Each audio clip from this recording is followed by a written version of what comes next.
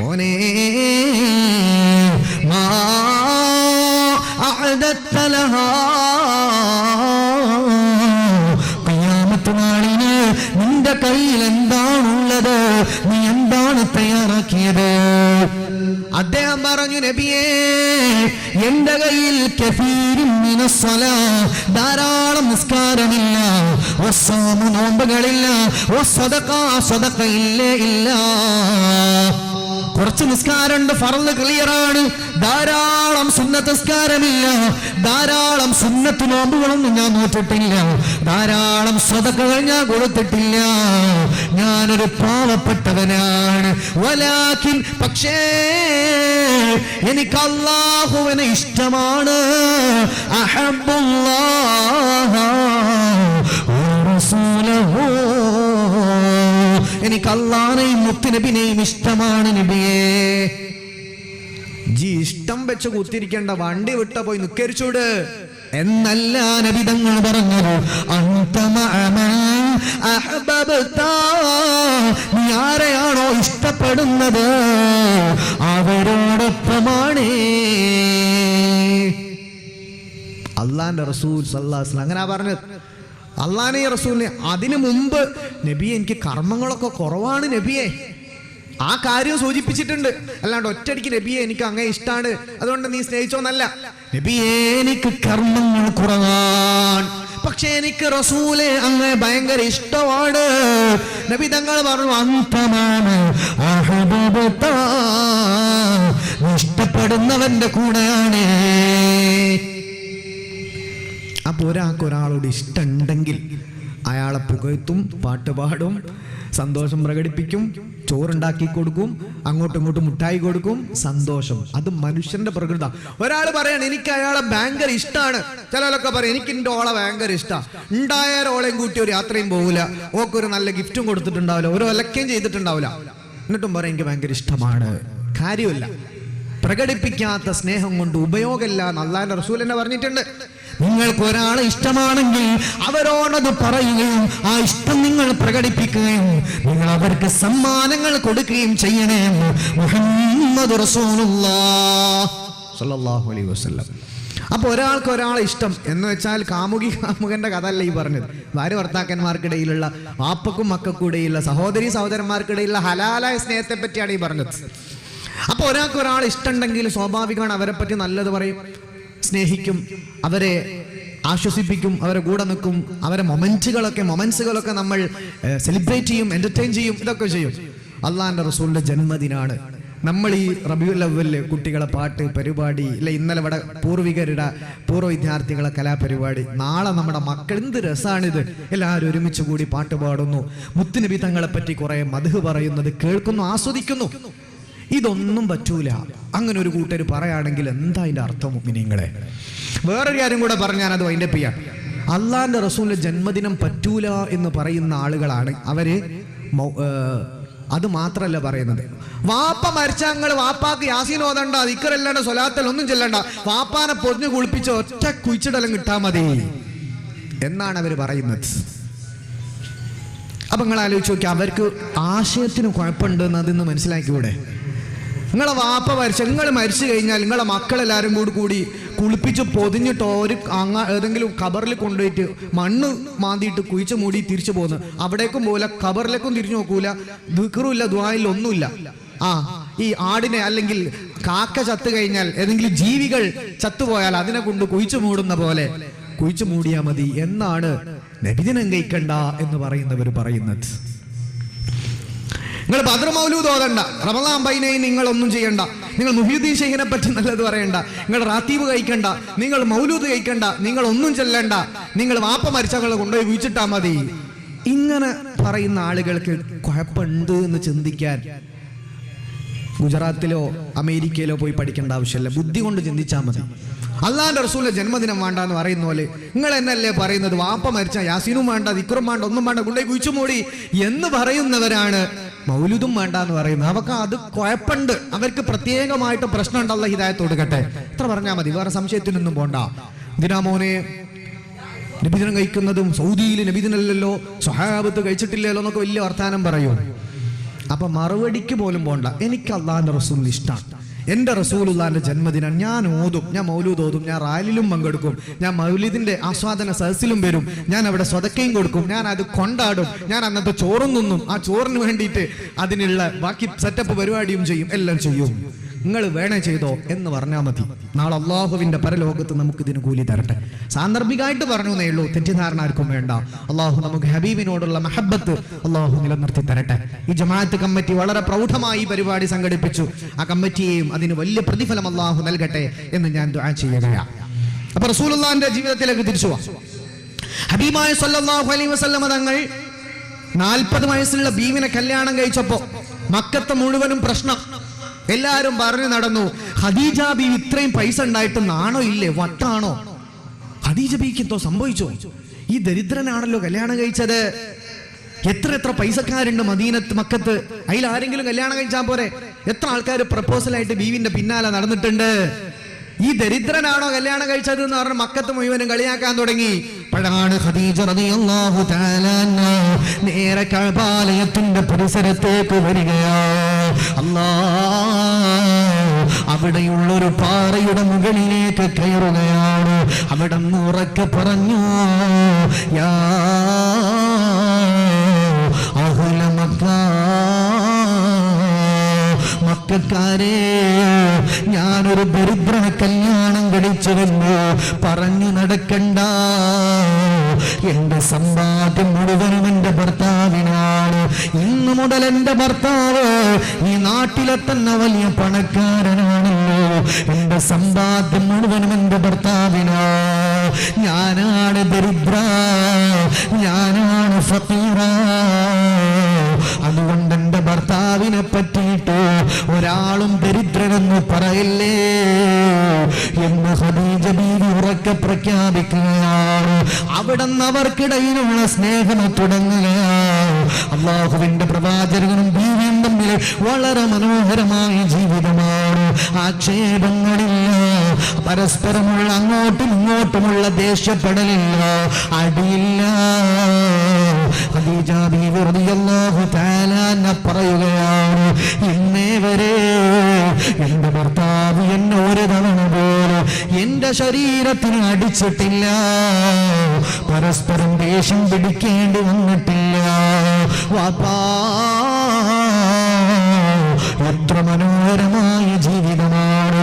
സ്വന്തം ഭർത്താവിനൊരു വിഷമം വന്നു എന്നറിഞ്ഞപ്പോ നാട്ടുകാര് മുഴുവനും ദരിദ്രനെന്ന് കളിയാക്കിയപ്പോ, കോടീശ്വരി പെണ്ണ് ദാരിദ്ര്യമുള്ള ഒരാളെ പെണ്ണ് കെട്ടിയെന്ന് പറഞ്ഞപ്പോ എന്റെ ഭർത്താവിനെ വേദനിപ്പിക്കാൻ വിടില്ല എന്ന് പറഞ്ഞിട്ടോ ബീവിയോടൊക്കെ പറഞ്ഞത് എന്റെ സമ്പാദ്യത്തിന്റെ അവകാശം എന്റെ ഭർത്താവിനാണേ. എന്റെ ഭർത്താവിന് ഏറ്റവും വലിയ സമ്പന്നനാ. അതല്ലേ അള്ള പറഞ്ഞത്, ഫഅഗ്നാ.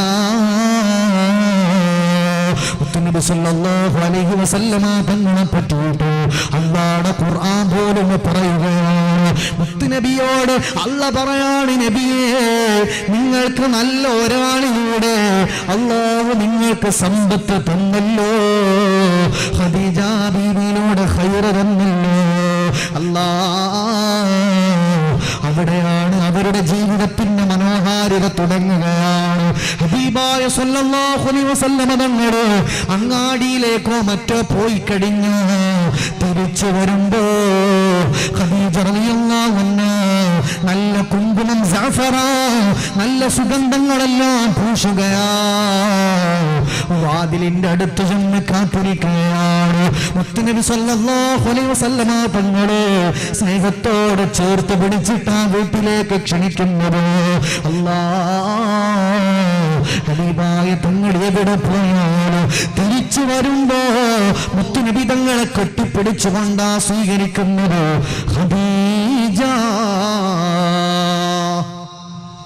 നബി തങ്ങൾ എവിടെ പോയാലും തിരിച്ചു വരുമ്പോ ചെറിയ പിള്ളേരോടൊക്കെ പറയും, അതെ, അങ്ങാടിയിൽ നിന്ന് മുത്തുനബി ഭർത്താവ് വരികയാണെങ്കിൽ നിങ്ങൾ നേരത്തെ ഓടി വന്ന് എനിക്ക് പറഞ്ഞു തരണം. അങ്ങനെ പിള്ളേരൊക്കെ എന്ത് ചെയ്യും, മുത്തുനബി അവിടെ നിന്ന് തിരിച്ചു വരുന്ന സമയത്ത് വേഗം ഓടിപ്പോയിട്ട് ഖദീജ ബീവിനോട് പറയും, അതെ, ഓര് അവിടെ നിന്ന് പുറപ്പെട്ടിട്ടുണ്ട്. അപ്പോഴേക്ക് ബീവി ഉടുത്തൊരുങ്ങി റെഡി ആയിട്ട് ഇങ്ങനെ കാത്തിരിക്കും ഭർത്താവിനെ. ഓരോ തവണയും സ്നേഹത്തോടെ കെട്ടിപ്പിടിച്ചുകൊണ്ടാണ് ഹബീബിനെ വീട്ടിലേക്ക് സ്വീകരിക്കുന്നത്. ഉമ്മമാരങ്ങനാണോ ചെയ്യലൊന്ന് ആലോചിച്ച് നോക്കി. നിങ്ങൾ ഉയ്യാപ്പള വൈകുന്നേരം കഷ്ടപ്പെട്ട് പ്രയാസപ്പെട്ട് ജോലിയൊക്കെ ചെയ്ത് വിയർത്ത് കുളിച്ച് അല്ലേ വീട്ടിലേക്ക് വരും. വൈകുന്നേരം 6 മണിക്ക് 7 മണിക്ക് 8 മണിക്ക് പുതിയാപ്പള വീട്ടിലേക്ക് വരികയാണ്. അപ്പോൾ ഡോറിന്റെ ബെല്ല്, കോളിംഗ് ബെല്ല് കേട്ടപ്പോൾ മനസ്സിലായത് പുതിയാപ്പളയാണ്, ഭർത്താവാണ് വരുന്നത്. നിങ്ങൾ ഫസ്റ്റ് നോക്കുന്നത് വിയർത്ത് കുളിച്ച ഭർത്താവിൻ്റെ മുഖത്തെ ക്ഷീണം, മുഖത്തേക്കാണോ നോക്കുന്നത്, അതല്ല കൈമക്കാണോ? പറഞ്ഞ സാധനം കയ്യിലുണ്ടോ അതാണോ നോക്കുന്നത്? ആലോചിച്ച് നോക്കി. പറഞ്ഞ സാധനം ഉണ്ടെങ്കിൽ അങ്ങോട്ട് കയറിയാൽ മതി. അത് വാങ്ങിയിട്ട് സഞ്ചി വാങ്ങി അടുക്കളയിൽ കൊണ്ടുപോയി ചെരിഞ്ഞു നോക്കുമ്പോൾ സമയത്ത് എല്ലാം ഉണ്ട്. ഓർലിക്സും ഉണ്ട്, അതിൽ റംബൂട്ടാനും ഉണ്ട്. പക്ഷെ കടുക് മറന്നുപോയി. തുടങ്ങി പ്രശ്നം അല്ലേ? നിങ്ങളോട് പറഞ്ഞാലും നല്ലത് വല്ല പള്ളിക്കാട്ടിക്ക് പോയിട്ട് സലാം പറഞ്ഞ പോലെയാണ്. നിങ്ങളൊന്നും കേൾക്കൂല. നിങ്ങൾക്ക് വലുത് വേറെ ആരൊക്കെയാണ്, നിങ്ങൾക്ക് വലുത് നിങ്ങളെ അമ്മയാണ്, നിങ്ങളെ വാപ്പയാണ്, നിങ്ങളെ പെങ്ങന്മാരാണ്. എനിക്കിവിടെ ഒരു വിലയില്ല, ഞാനിവിടെ ഒരു വേലക്കാരി. ഒറ്റ ശ്വാസത്തിൽ 4 ഡയലോഗ്. നിങ്ങൾക്ക് വേണ്ടി വൈകുന്നേരം വരെ കഷ്ടപ്പെട്ടിട്ട് ആണ് ഭർത്താവ് വരുന്നത്. കുറച്ചൊരാശ്വാസം വീട്ടിൽ കിട്ടണം, ആ പ്രതീക്ഷയിലാണ്. നല്ല സ്നേഹത്തോടെ ചേർത്ത് പിടിച്ച് അടുക്കളയെ കൊണ്ടുപോയി ചായക്ക് ഉണ്ടാക്കി കൊടുത്ത് ആശ്വാസത്തിന്റെ നല്ല വാക്ക് പറഞ്ഞ് പുഞ്ചിരിച്ച് നിൽക്കുന്നതിന് പകരം സ്നേഹം വിടർത്തുന്നു പൂന്തിങ്കളാകുന്നു ഭാര്യ, പൂന്തിങ്കളാകുന്നു ഭാര്യ. ഈ പാട്ട് പാടിയപ്പോ ഇക്കാക്ക സദസ്സ് എഴുന്നേറ്റെന്ന് തിരിച്ചു പാടി, ഉസ്താദ് അങ്ങനല്ല, പൂമുഖവാതിൽ ദേശം വിളമ്പുന്ന ഡ്രാക്കുളയാണെന്റെ ഭാര്യ. പൂമുഖവാതിൽക്കൽ ദേഷ്യമായിട്ട് ഇങ്ങനെ നിൽക്കുന്ന, പത്തി വിടർത്തി നിൽക്കുന്ന ഡ്രാക്കുളയാണ് എൻ്റെ ഭാര്യ. ആ സ്വഭാവം നമ്മൾക്ക് ഒരിക്കലും ഉണ്ടാകാൻ പാടില്ല. നമ്മൾ ഹബീബിന്റെ വീട് എന്ന സബ്ജക്റ്റാണ് ഇങ്ങനെ പറയുന്നത്. അതിനോടൊപ്പം നമ്മളെ ലൈഫിൽ നമുക്ക് മാറ്റങ്ങൾ ഉണ്ടാവണം. ഈ പ്രായമുള്ള ഖദീജ ഉമ്മാനോട് നബി തങ്ങൾക്ക് ഇത്ര സ്നേഹം ഉണ്ടാകാൻ കാരണം ഖദീജ ബീവിന്റെ സൗന്ദര്യമോ ലുക്കോ എന്നല്ല. നമുക്ക് ചിന്തിച്ചാൽ തന്നെ അറിയാം, 25 വയസ്സുള്ള ആള് 40 വയസ്സുള്ള ബീവിനെ കിട്ടുന്നത്. ബീവിയാണെങ്കിൽ കന്യകയായി നബി തങ്ങൾക്ക് വേണ്ടി കാത്തിരുന്ന ആളൊന്നും അല്ലല്ലോ. നേരത്തെ 2 കല്യാണം കഴിഞ്ഞിട്ടുണ്ട്, അതിലൊക്കെ മക്കളും പ്രസവിച്ചിട്ടുണ്ട്. 4 തവണ പ്രസവിച്ച 2 ഭർത്താക്കന്മാര് മരിച്ചുപോയ ഒരു വിധവയായ ഒരു ഉമ്മനെയാണ് നബി തങ്ങൾ കിട്ടിയത്. പക്ഷെ ഭയങ്കര രസമായിരുന്നു കുടുംബജീവിതം അവിടെ, ആ വീട്ടിൻ്റെ ഉള്ളിലെ ജീവിതം. അതുകൊണ്ടാണല്ലോ റസൂലുള്ള പറഞ്ഞത്, ഞാൻ ഏറ്റവും അനുഭവിക്കുന്ന സങ്കടം എൻ്റെ ഖദീജ ഉമ്മ വഫാത്തായതാണ്, എൻ്റെ ബീവി മരിച്ചുപോയതാണ് എനിക്കുണ്ടായ ഏറ്റവും വലിയ വേദന. അപ്പൊ എത്ര രസമായിരിക്കും ആ വീട്. അങ്ങനെയായിരിക്കണം നമ്മൾ. റസൂലുള്ളാഹി സ്വല്ലല്ലാഹു അലൈഹി വസല്ലം നിങ്ങൾക്ക് 40 വയസ്സ്, അപ്പൊ ഖദീജ ബീവിക്ക് 55 വയസ്സ്.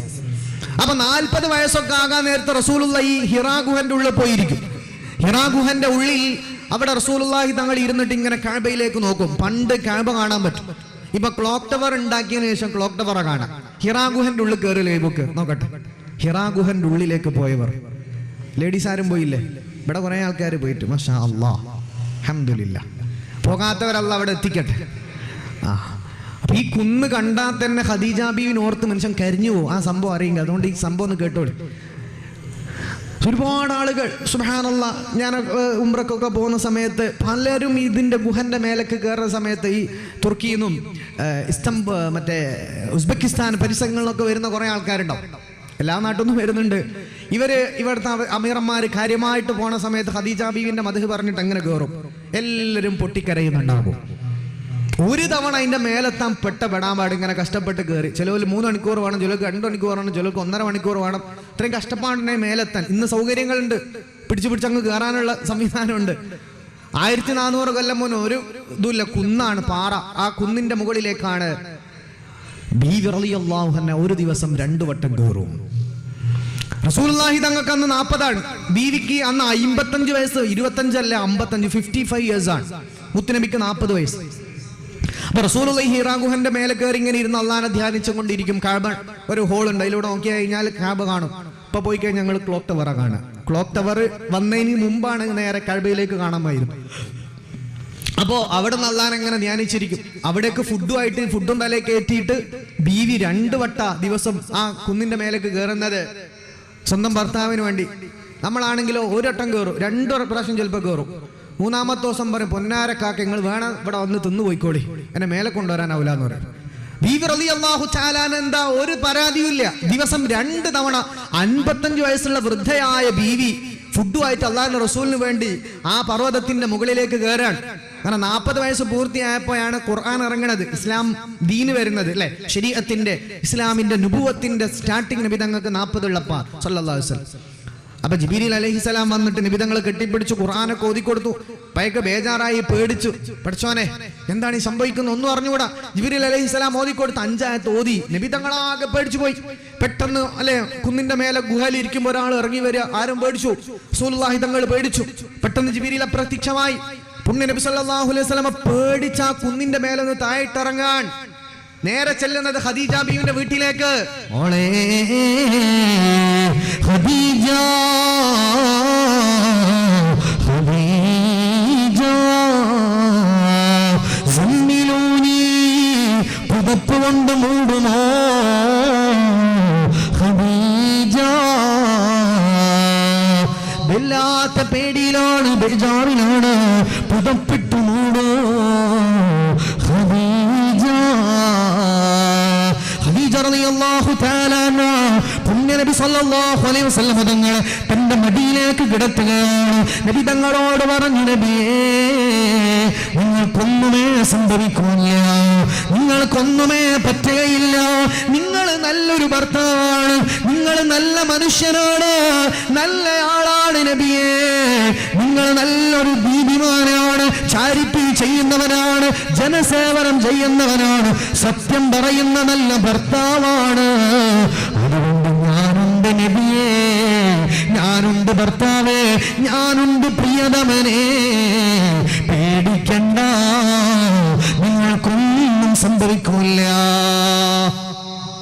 നിങ്ങളൊന്നും പേടിക്കണ്ട, ഞാൻ കൂടെ ഉണ്ട്, നിങ്ങൾക്കൊന്നും പറ്റൂല, നിങ്ങൾ നല്ല ആളാണ് എന്ന് പറഞ്ഞ് മുത്തനബി തങ്ങളെ മടിയിലേക്ക് കിടത്തുകയും ഹബീബായ സല്ലല്ലാഹു അലൈഹി വസല്ലം തങ്ങൾക്ക് ആശ്വാസം കൊടുത്തു. ഖദീജ റളിയല്ലാഹു അൻഹാ ഭർത്താവിന്റെ പ്രതിസന്ധിയിൽ പാറ പോലെ കൂടെ നിൽക്കുകയാണ്. അതുകൊണ്ടാണ് സ്നേഹം തിരിച്ചു കിട്ടിയത്. വെറുതെ കിട്ടുമോ? 40 വയസ്സുള്ള ഉമ്മയായ വൃദ്ധയായ 4 മക്കളെ പ്രസവിച്ച 2 ഭർത്താക്കന്മാർ മരിച്ചുപോയ ഹബീബായ തങ്ങളെക്കാട്ടിലും വയസ്സുള്ള ഒരാളെ ഭയങ്കരമായ സ്നേഹവും ഭയങ്കരമായ പരിചരണവും ഭയങ്കര മനോഹരമായ ജീവിതം വീട്ടിന്റെ ഉള്ളിൽ, ഭയങ്കര ഹബീബായിന്റെ ജീവിതത്തിൽ ഏറ്റവും മനോഹരമായ കാലഘട്ടം. എന്തുകൊണ്ട്? ആ പരസ്പര സ്നേഹം, വിശ്വാസമാണ്. ഇപ്പൊ നമ്മളിപ്പോ ഒരു കുന്നിന്റെ മേലെ കയറി പേടിച്ചു ബേജാറായിട്ട് വീട്ടിലേക്ക് ഓടുകയാണ്.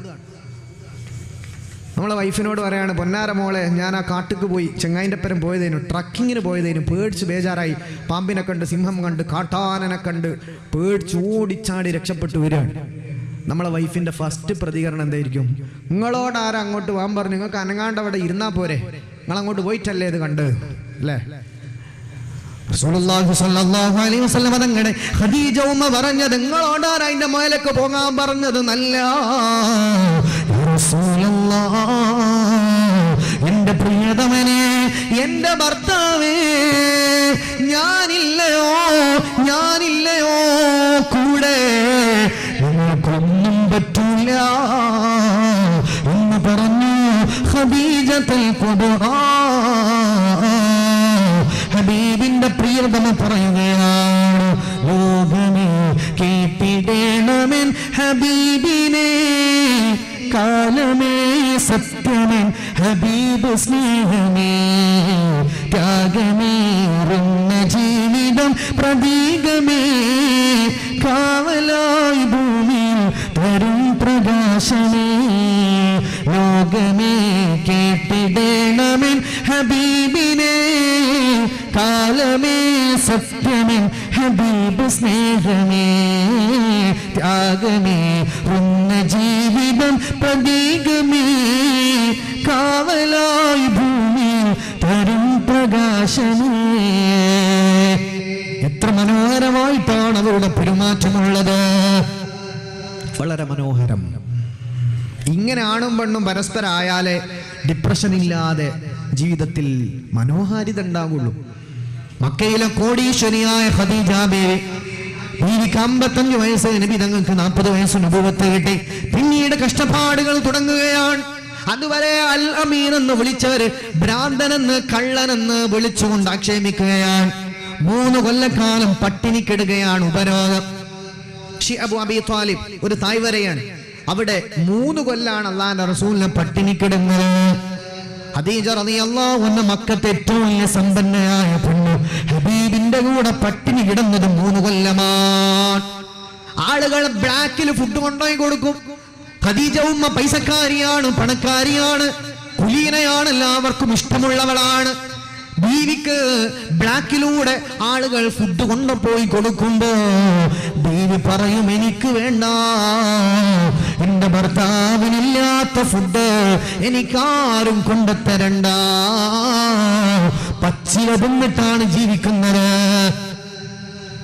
പച്ചില തിന്നിട്ട്, പച്ചയില അത് കഴിച്ചിട്ട് മുത്തുനബിയും ഭാര്യയും കുടുംബവും നാട്ടുകാരും 3 കൊല്ലക്കാലം കഷ്ടപ്പെട്ടു. ആ കഷ്ടപ്പാടിലൊക്കെയും ഹബീബിന്റെ കൂടെ പാറ പോലെ നിൽക്കുകയാണ് ആര്? ഖദീജ റളിയല്ലാഹു തആല അൻഹ. ആ സ്നേഹമാണ് നബി തങ്ങൾ എപ്പോഴും ബീവി റളിയല്ലാഹു അൻഹ 65-ാമത്തെ വയസ്സിൽ വഫാത്തായി.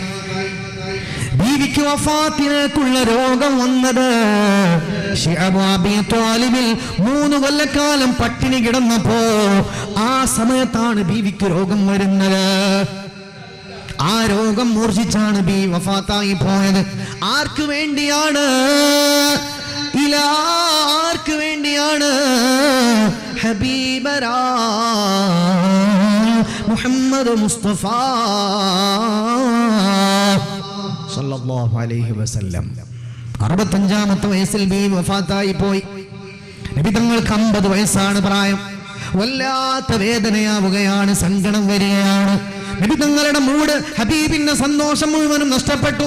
സ്വഹാബികൾ എല്ലാവരും കരയുകയാണ്. സിദ്ദീഖ് റളിയല്ലാഹു അൻഹു ഹബീബിന്റെ വീട്ടിലേക്ക് ചെന്ന് പറഞ്ഞു, യാ റസൂലല്ലാഹ്, നബിയേ, നേരെ കല്യാണം കഴിക്കൂ നബിയേ. വല്ലാതെ ഒറ്റപ്പെട്ട് ജീവിക്കേണ്ട നബിയെ, അങ്ങയുടെ മുഖത്ത് ഭയങ്കരമായ വിഷമം, സങ്കടം കാണുന്നു, ഞങ്ങൾക്ക് സഹിക്കാൻ പറ്റുന്നില്ല. അവിടെ ഒരു സ്വഹാബിക്കൊരു മോളുണ്ട്, ഈ മോളെ നമുക്കൊന്ന്, നിങ്ങൾ റെഡിയാണെങ്കിൽ അവര് റെഡിയാണ്, ഒന്ന് സമ്മതം പറഞ്ഞാൽ ആ സ്വഹാബി മകളെ അങ്ങേക്ക് കെട്ടിച്ചു തരും. നബി തങ്ങളുടെ പ്രിയപ്പെട്ട ഖദീജ ഉമ്മ 65-ാമത്തെ വയസ്സിൽ പോയി വഫാത്തായി പോയി. നബി തങ്ങൾക്ക് അന്ന് 50 ഇയേഴ്സ്. അന്ന് വേറെ ഭാര്യമാരൊന്നുമില്ല. ഖദീജ ഉമ്മ വഫാത്താകുന്നവരെ ഒറ്റ കല്യാണം കഴിച്ചിട്ടില്ല, ഒറ്റ പെണ്ണാണ്, ഒരു ഭാര്യ മാത്രം. യുക്തിവാദിയും ലിബറലിസം തലക്ക് പിടിച്ച ആളുകളൊക്കെ മുത്തുനബിയെ സംബന്ധിച്ച് കുറ്റം പറയുമ്പോൾ ഈ ചരിത്രമൊക്കെ പഠിക്കുന്നത് നല്ലതാണ്. ഖദീജ ഉമ്മ 18-കാരിയൊന്നല്ല, വയസ്സായ ആളാണ്. ആ ബി വഫാത്താകുന്നവരെ റസൂലുള്ളാഹിക്ക് വേണമെങ്കിൽ 2-3 കെട്ടാം. അക്കാലത്ത് അങ്ങനത്തെ ഒരു ഭാര്യ അല്ലേ, ഭാര്യമാർ ഒന്നിലേറെ ബഹുമാര്യത്വം പ്രശ്നമുള്ള കാലമൊന്നുമല്ല. പക്ഷെ ഖദീജ ബീവിനോടുള്ള മഹബ്ബ, ഖദീജ റളിയല്ലാഹു തആല അൻഹയോടുള്ള അങ്ങേയറ്റത്തെ ഹബീബിന്റെ പ്രണയം, ഇഷ്ടം, ബി വഫാത്താകുന്നവരെ വേറെ കല്യാണം പോലും നബി തങ്ങൾ ആലോചിച്ചിട്ടില്ല. ബി വഫാത്തായി പോയി. റസൂലുള്ളാഹിക്ക് വേറെ ഭാര്യയൊന്നുമില്ലല്ലോ, ഒറ്റക്കാണ്. എപ്പോഴും നബി തങ്ങൾ ഇങ്ങനെ സങ്കടപ്പെടുന്നു, കരയുന്നു, ബീവിനെ ആലോചിച്ചിട്ട് ഇങ്ങനെ കരയുന്നു. എപ്പോൾ നോക്കിക്കഴിഞ്ഞാലും ബീവിന്റെ ആ ഖബറിന്റെ പരിസരത്തൊക്കെയാണ് നബി തങ്ങളെ കാണുന്നത്. സിദ്ദീഖ് റളിയല്ലാഹു അൻഹു വന്ന് പറഞ്ഞു, പൊന്നാര നബിയെ സഹിക്കാൻ പറ്റുന്നില്ല, അതുകൊണ്ട് നിങ്ങൾക്കൊരു കൂട്ട് വേണം. ഇന്നാലിന സ്വഹാബിക്കൊരു മോളുണ്ട്, അവര് റെഡിയാണ്, നിങ്ങൾ ഓക്കെ പറഞ്ഞാൽ നമുക്ക് ഈ കല്യാണം നടത്താം. ഓനേ അബൂബക്കറേ, ഖദീജയെ പോലെയുള്ളൊരാൾ എവിടെന്ന് കിട്ടാനാ? അബൂബക്കറേ, അബൂബക്കർ, അല്ലാഹു ആണ് അബൂബക്കറേ. ഖദീജ ഉമ്മാനെ പോലോത്ത, ഖദീജ ബീവിനെ പോലോത്ത വേറൊരാള് ലഭിക്കൂല.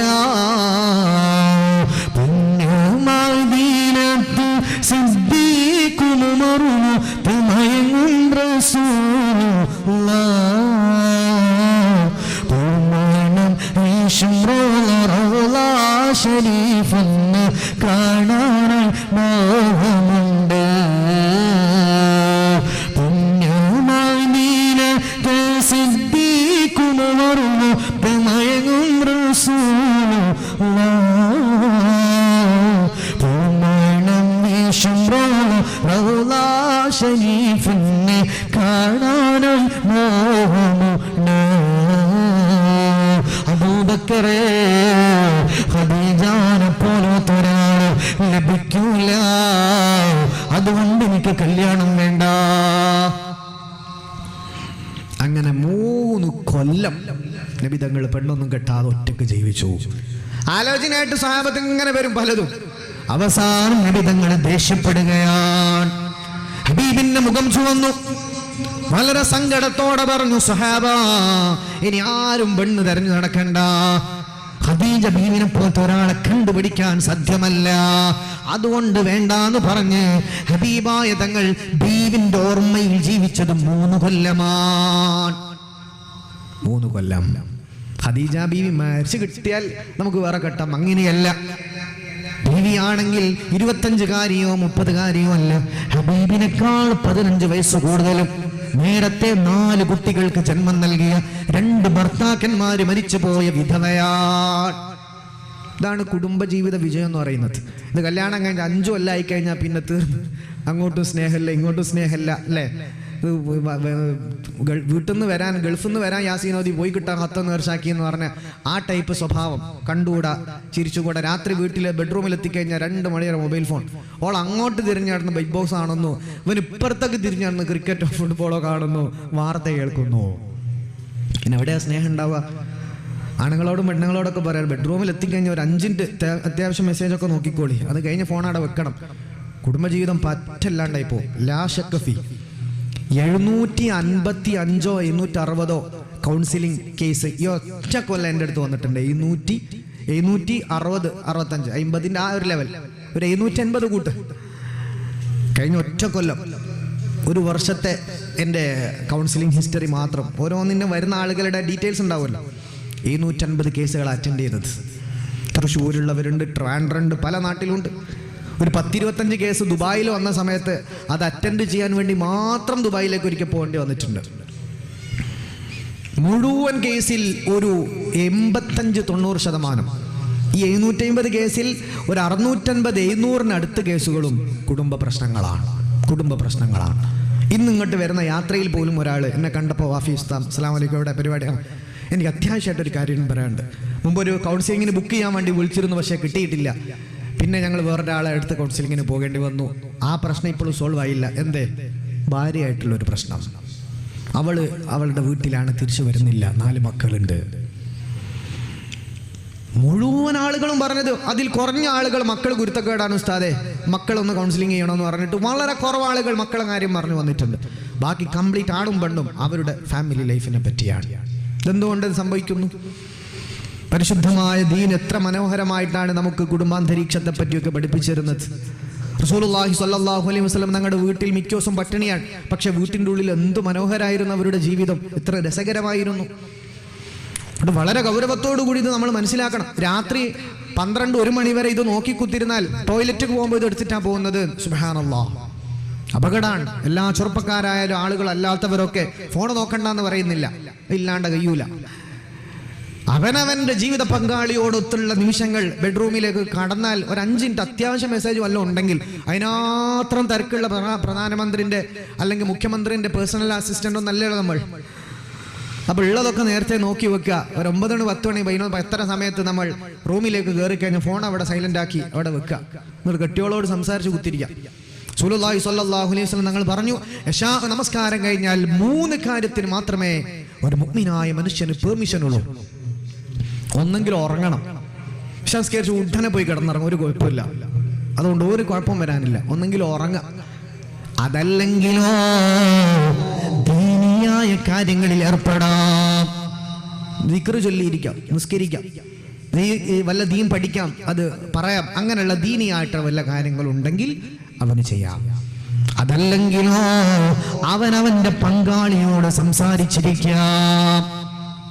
4-മത്തൊരു കാര്യത്തിന് ഈമാനുള്ളവന് പെർമിഷൻ ഇല്ല എന്ന് പരിശുദ്ധ റസൂൽ സ്വല്ലല്ലാഹു അലൈഹി വസല്ലം. അപ്പൊ ഇശ നിസ്കാരം കഴിഞ്ഞ് ഫുഡും പരിപാടിയൊക്കെ കഴിഞ്ഞ് നിങ്ങൾ റൂമിലെത്തിക്കഴിഞ്ഞാൽ സിനിമ കാണാൻ പെർമിഷൻ ഇല്ല, ബിഗ് ബോസ് കണ്ടിരിക്കാൻ പെർമിഷൻ ഇല്ല, ഹറാമായ എന്തെങ്കിലും കണ്ട് ഇരിക്കാനുള്ള പെർമിഷൻ ഇല്ല, വെറുതെ അങ്ങാടിയിലൂടെ നടക്കാൻ പെർമിഷൻ ഇല്ല, വാട്സാപ്പിൽ കണ്ട ആളുകളോട് ചാറ്റ് ചെയ്യാൻ ദീനിൽ പെർമിഷൻ ഇല്ല. ബെഡ്റൂമിൽ എത്തിക്കഴിഞ്ഞാൽ ഭാര്യനോട് സംസാരിക്കാം, അത് പുലരും വരെ സംസാരിച്ചാലും തെറ്റില്ല. അങ്ങനെ ഒരാൾ തന്റെ ഇണയോട് പാതിരാത്രിയിൽ കൊടുക്കുന്ന സംസാരങ്ങളും സന്തോഷങ്ങളും നാളെ അവന് പരലോകത്ത് വലിയ പ്രതിഫലമാണ്, കൂലിയുള്ളതാണ് എന്ന് മുഹമ്മദ് റസൂലുള്ളാഹി സ്വല്ലല്ലാഹു അലൈഹി വസല്ലം. പാണും പെണ്ണും ഒക്കെ എന്ത് ചെയ്യും, അങ്ങോട്ടും ഇങ്ങോട്ടും സംസാരിക്കും, ഒന്നും പറയാനില്ലാണ്ടായി പോകരുത്, എന്തെങ്കിലും പറഞ്ഞിരിക്കാം. അതല്ലെങ്കിൽ തമാശ പരസ്പരം ഏർപ്പെടാം, പരസ്പരം സല്ലാപം, സന്തോഷം പങ്കിടൽ. ഇതാണ് ഈമാനുള്ളവരെ ചെയ്യേണ്ടത്. അതാണ് അമ്പിയാക്കന്മാർ, ഔലിയാക്കന്മാർ, ആരിഫീങ്ങൾ, വലിയ വലിയ മഹത്തുക്കൾ അങ്ങനെയായിരുന്നു. അങ്ങോട്ടും ഇങ്ങോട്ടും അവർ വീടിന്റെ റൂമിൽ എത്തിക്കഴിഞ്ഞാൽ പിന്നെ അവരിങ്ങനെ സമയം ചെലവാക്കുന്നവരല്ല. നിസ്കരിക്കാം, ദിക്ർ ചൊല്ലിയിരിക്കാം, അതല്ലാതെ ഫോൺ നോക്കിയിരിക്കാൻ പെർമിഷൻ ഇല്ല. അതില്ല, റസൂലുള്ളാഹി തങ്ങൾ നിരോധിച്ച കാര്യമാണ്. ഇത്തരം കാര്യങ്ങളൊക്കെ അതിലേക്കൊന്നും പോണ്ട. ഇതൊക്കെ ഗൗരവത്തോടെ മനസ്സിലാക്കി. കുടുംബജീവിതം ഉസ്താദെ കെട്ടിയോക്ക് എന്നോട് സ്നേഹമില്ല എന്ന് പറയുന്നതിന് മുമ്പ് രാത്രി 10 മണി കഴിഞ്ഞാൽ നിങ്ങൾ അവരോടൊന്ന് കഥ പറഞ്ഞിട്ട് കാലം എത്രയായി? റസൂലുള്ളാഹി തങ്ങൾ 63 വയസ്സിലാണ് വഫാത്തായത്. 63 വയസ്സ് വരെ ഹബീബ് കിടന്നുറങ്ങിയത് അവരുടെ പങ്കാളികളുടെ കൂടെയാണ്, അല്ലാതെ ഒറ്റയ്ക്ക് മാറിക്കിടക്കുന്ന ശീലമുണ്ടായിരുന്നില്ല. ഉസ്താദേ, ആ മൗല്യാർ അങ്ങനാണല്ലോ, ഈ വല്യാപ്പ അങ്ങനാണല്ലോ, അതൊന്നും ദീനിലെ തെളിവല്ല. ഹബീബിന്റെ ജീവിതമാണ് ഞാൻ ഈ പറയുന്നത്. റസൂലുള്ളാഹി സ്വല്ലല്ലാഹു അലൈഹി വസല്ലം തങ്ങൾ വഫാത്താകുന്ന സമയത്ത് പോലും ഹബീബിന്റെ റൂമില്, ആയിഷാ ബീവിന്റെ റൂമിലാണ്. ഹബീബിന്റെ ചുറ്റും ഹബീബിന്റെ 9 ഭാര്യമാർ, 9 പേർ. അവരോട് സംസാരിച്ചു, അവരോട് വസിയത്തുകൾ ചെയ്തു, അവരോട് ഇന്നാലിന്ന കർമ്മങ്ങളെ സംബന്ധിച്ച് പറഞ്ഞു. അവസാനം ഹബീബ് അവരുടെ ഭാര്യമാരോട് പൊരുത്തം പോലും ചോദിച്ചിട്ടുണ്ട്. വഫാത്തിന് മുമ്പ് ഭാര്യമാരൊക്കെ പൊട്ടിക്കരയാണ് ഹബീബിന്റെ റൂമിൽ സ്വല്ലല്ലാഹു അലൈഹി വസല്ലം. ഇതൊക്കെയാണ് ദീനി ജീവിതം. ഇതിങ്ങനെ കുടുംബജീവിതം പൊളിയുന്നേ ശിഥിലീകരിക്കപ്പെടുന്നേ, ഉസ്താദേ അതിനെപ്പറ്റി പറയണേ എന്ന് പറഞ്ഞുകൊണ്ട് കാര്യമില്ല.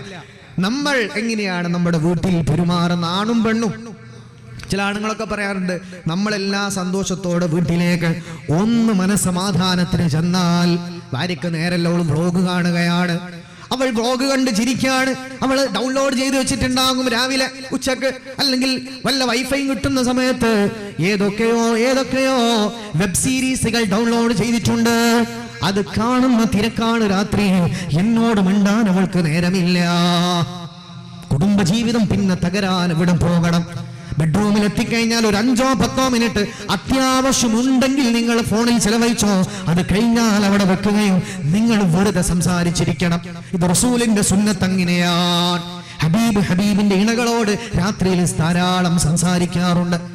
അത് കഴിഞ്ഞാൽ റസൂലുള്ളാഹി സ്വല്ലല്ലാഹു അലൈഹി വസല്ലം തങ്ങൾ നിസ്കരിക്കും. ആയിഷ റളിയല്ലാഹു തആല പറയുമായിരുന്നു, രാത്രിയിൽ അർദ്ധരാത്രി വരെ ഹബീബ് അവിടുത്തെ പ്രിയപ്പെട്ട ബീവിയായ ആയിഷാ ബീവിന്റെ കൂടെ തമാശ പറഞ്ഞു, ഉല്ലസിച്ചു, സന്തോഷം പങ്കിട്ടു. പുണ്യനബി സ്വല്ലല്ലാഹു അലൈഹി വസല്ലം തങ്ങൾ പിന്നീട് കുളിച്ച് ഫ്രഷായി ഹബീബായ സ്വല്ലല്ലാഹു അലൈഹി വസല്ലം തങ്ങൾ നമസ്കാരത്തിലേക്ക് പോയി. ബീവി പറയാണ്, ഞാൻ അവിടെ കിടന്നുറങ്ങി. നബി സ്വല്ലല്ലാഹു അലൈഹി വസല്ലം തങ്ങൾ ആയിഷാ ബീവി അങ്ങനെ പറഞ്ഞു എത്ര ഹദീസുകളാണ്. അപ്പൊ വീട്ടിന്റെ ഉള്ളിൽ നമ്മുടെ സ്വഭാവം നബിതങ്ങളുടെ സ്വഭാവമാക്കണം. ഇതിങ്ങനെ എന്താ കാര്യം ഉന്നാരോമിനിങ്ങളെ ഇങ്ങനെ കുറെ കണ്ടിട്ട് അങ്ങനാക്കി സീരിയലും എന്ത് കുറെ കാലമല്ലോ കാണാൻ തുടങ്ങിയിട്ട് എന്താ അതുകൊണ്ട് നേട്ടമുള്ളത്? നമ്മുടെ കുടുംബവും സ്നേഹവും മൊത്തം അകന്ന് 2 ഗുജറാത്തിലും മറ്റാൾ പാകിസ്ഥാനിലും എത്തി മനസ്സുകൊണ്ട്. അതപ്പുറം എന്ത് ഉപകാരമാണ് അതുകൊണ്ടുണ്ടായിട്ടുള്ളത്? റസൂലുള്ളാഹി സ്വല്ലല്ലാഹു അലൈഹി വസല്ലം തങ്ങളുടെ ആ വീട്ടു ജീവിതത്തിലേക്ക് നമ്മുടെ വീടും മാറണം. അതാണ് ഈ റബീഉൽ അവ്വൽ എനിക്ക് പറയാനുള്ളത്. അപ്പൊ ഖദീജ റളിയല്ലാഹു തആല അൻഹയുടെ ലൈഫാണ് നമ്മൾ ഇങ്ങനെ പറഞ്ഞുകൊണ്ടിരിക്കുന്നത്. ബീവി റളിയല്ലാഹു തആല അൻഹ വഫാത്തായി പോയി 65-ൽ. റസൂലുള്ളാഹിക്ക് 50 വയസ്സാണ്. 3 കൊല്ലക്കാല ആലോചന പലതും വന്ന അവസാനം നബി തങ്ങൾ എന്നെ ചൂടായി, ദേഷ്യം പിടിച്ച്, ഇനി വേണ്ട, ബീവിൻ പോലത്തെ ഒരുത്തിനെ കണ്ടുപിടിക്കാൻ പറ്റൂല, അതുകൊണ്ട് നിങ്ങൾ കല്യാണമായിട്ട് വരണ്ട. പിന്നീട് സിദ്ദീഖ് റളിയല്ലാഹു അൻഹു പറഞ്ഞിട്ടുണ്ട്, പിന്നീട് ഞങ്ങളത് പറയൽ നിർത്തി, നബി തങ്ങൾക്ക് അത് ഇഷ്ടമല്ല എന്ന് മനസ്സിലാക്കി ഞങ്ങളത് സ്റ്റോപ്പ് ചെയ്തു. കല്യാണാലോചനയായിട്ട് പോക്ക് ഞങ്ങൾ സ്റ്റോപ്പ് ചെയ്തു. ആ സമയത്താണ് ഹിജ്റ നടക്കുന്നത്. ഹിജ്റ റസൂലുള്ളാഹി തങ്ങളുടെ migration from Mecca to Medina അത് നടക്കുന്നത് അപ്പോഴാണ്. നബി തങ്ങൾക്ക് ഒരു 53 വയസ്സ് നിയർ പ്രായം ഉള്ള സമയം. അപ്പൊ ആ സമയത്ത് മക്കത്ത് നിന്ന് മദീനത്തേക്ക് ഹിജ്റ എത്തി. മദീന തങ്ങെത്തിയ ആ ഒരു സാഹചര്യത്തിൽ ഹിജ്റയുടെ പശ്ചാത്തലം മക്ക വിട്ട് മദീനത്തേക്ക് പോവാൻ. ആ സമയത്ത് അള്ളാഹുവിന്റെ നിർദ്ദേശപ്രകാരം നബി തങ്ങൾ കല്യാണം കഴിച്ചു. അതുവരെ 3 കൊല്ലക്കാലം ഇങ്ങനെ നബി സല്ലല്ലാഹു അലൈഹി വസല്ലം നാനാഭാഗത്തും ആലോചന വന്നിട്ടും വേണ്ടാന്ന് വെച്ചതാണ്. കാരണം ഖദീജ ബീവിന് തൊലാലെ കിട്ടൂല എന്ന് പറഞ്ഞിട്ട്. അവസാനം അള്ള പറഞ്ഞു, നബിയെ മദീന കാലഘട്ടത്തിലാണുള്ള നിയമം മൊത്തം ഇറങ്ങുന്നത്, കംപ്ലീറ്റ് നിയമങ്ങളും വലിയൊരു ശതമാനം ദീനി നിയമങ്ങൾ ഇറങ്ങുന്നത് മദീനത്ത് നിന്നാണ്. അപ്പൊ പെണ്ണുങ്ങളുമായിട്ട് ബന്ധപ്പെട്ട് ഇഷ്ടംപോലെ നിയമങ്ങൾ മസ്തലുണ്ട്. റസൂലുള്ളാഹിന്റെ വഫാത്തിന് ശേഷമാണ് ഇതൊക്കെ എഴുതി ക്രോഡീകരിക്കുന്നത്. അപ്പൊ ഒരു സംശയം വന്നാൽ ഇത് ആരോട് ചോദിക്കും? റസൂലുള്ളാഹിന്റെ ഭാര്യ ഖദീജ ബീവാണെങ്കിൽ വഫാത്തായി ഖബറിലുള്ളത്. അങ്ങനെ ഒരുപാട് ഹിക്മത്തുകളുണ്ട്. റസൂൽ വഫാത്തായാലും നബി തങ്ങളുടെ ഭാര്യമാർ ഇവിടെ കുറെ കാലം ജീവിക്കണം, ആളുകൾക്ക് സംശയം തീർത്തു കൊടുക്കണം. ആയിഷ ബീവിയെ പോലെ ബീവി 40 കൊല്ലം റസൂലുള്ളാഹിന്റെ വഫാത്തിന് ശേഷം ജീവിച്ചത്. അവര് ഇൽമു കൊണ്ട് ലോകം മുഴുവനും നിറച്ച മഹദിയാണ് ഹബീബിന്റെ ഭാര്യ. അങ്ങനെ കുറെ ഹിക്മത്തുള്ളത് കൊണ്ട് നബി തങ്ങളോട് വ്യത്യസ്ത സാഹചര്യത്തിൽ വിവാഹം കഴിക്കാൻ അള്ളാഹ് പറഞ്ഞു. അങ്ങനെ നബി തങ്ങൾ കല്യാണം കഴിച്ചു. 1 കല്യാണം കഴിച്ചു. 9 ഭാര്യമാർ ഒരേ സമയം നബി തങ്ങൾക്ക് ഉണ്ടായിട്ടുണ്ട്. അതെല്ലാം 16ഉം 15ഉം അല്ല. സൗദാ ബീവി നബി തങ്ങൾ കല്യാണം കഴിക്കുമ്പോൾ ബീവിക്ക് 60 വയസ്സാണ്. 60 വയസ്സ്. അവരെ സംരക്ഷിക്കാൻ വേണ്ടിയിട്ട്, അല്ലാതെ വേറെ ആവശ്യങ്ങൾക്കല്ല. അതാണെങ്കിൽ നേരത്തെ കെട്ടാലോ. യുക്തിവാദി പറയുന്നത് റസൂലുള്ളാഹി തങ്ങൾ കുറെ കല്യാണം കഴിച്ച് പെണ്ണുങ്ങളെ റെസ്പെക്ട് ചെയ്തില്ല. ബോധമുണ്ടെങ്കിൽ റസൂലുള്ളാഹിന്റെ ചരിത്രം അറിയുന്നവർ പറയോ, 25-ാമത്തെ വയസ്സിൽ 40 വയസ്സുള്ള ഒരാളെ കല്യാണം കഴിച്ച് ജീവിതത്തിന്റെ നല്ല കാലഘട്ടം, ഒരു 50 വയസ്സിൽ ഒരു പുരുഷന്റെ ഏറ്റവും ആ ഒരു യൗവന കാലഘട്ടം മുഴുവൻ റസൂലുള്ള ജീവിച്ചത് 18 or 19 വയസ്സുള്ള പെണ്ണിന്റെ കൂടെ അല്ല, ഒരു ഉമ്മാന്റെ കൂടെയാണ്. 4 മക്കളെ നേരത്തെ പ്രസവിച്ച ഒരു വൃദ്ധയുടെ കൂടെയാണ് ഹബീബിന്റെ പ്രിയപ്പെട്ട ഖദീജ ബീവിന്റെ കൂടെയാണ് ജീവിച്ചത് 50 വയസ്സ് വരെ. അന്നൊന്നും വേറെ പെണ്ണും കെട്ടിയിട്ടില്ല.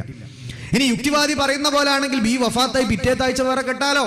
3 കൊല്ലക്കാലം നബി തങ്ങൾ ഖദീജ ബീവിന്റെ ഓർമ്മയിൽ ജീവിക്കുകയാണ്. പിന്നീട് അള്ളാഹ് പറഞ്ഞാൽ പിന്നെ കേൾക്കാതിരിക്കാൻ നിർവാഹമില്ല. ആ റബ്ബിന്റെ നിർദ്ദേശപ്രകാരം വഹീന്റെ വെളിച്ചത്തിലാണ് മദീനത്ത് നിന്ന് കല്യാണം കഴിക്കുന്നത്. അങ്ങനെ മദീന കാലഘട്ടത്തിലാണ് യുദ്ധങ്ങളൊക്കെ വരുന്നത്. ബദറും ഉഹ്ദും ഹുനൈൻ ഖന്തഖ്, ഒരുപാട് യുദ്ധങ്ങൾ. ബദർ യുദ്ധം കഴിഞ്ഞു. ബദർ യുദ്ധത്തിൽ കുറച്ച് ആളുകളെ പിടിച്ചു. 70 ആളെ പൊക്കി ശത്രുക്കളെ. അവർ തോറ്റോടി. കുറെ ആൾക്കാർ ഓടി രക്ഷപ്പെട്ടു, കുറെ എണ്ണം അവിടെ മരിച്ചുപോയി യുദ്ധത്തിൽ. മുസ്ലിമീങ്ങൾ കുറച്ചാളൊക്കെ ഷഹീദായിട്ടുണ്ട്. 313 ആളുകളാണ് മുസ്ലിങ്ങൾ. മറ്റൊരു 1000-ന്റെ മേലെ ആൾക്കാരുണ്ട്. കുറെ എണ്ണം ഓടി കഴിച്ചിലായി, കുറെ എണ്ണം മരിച്ചുപോയി.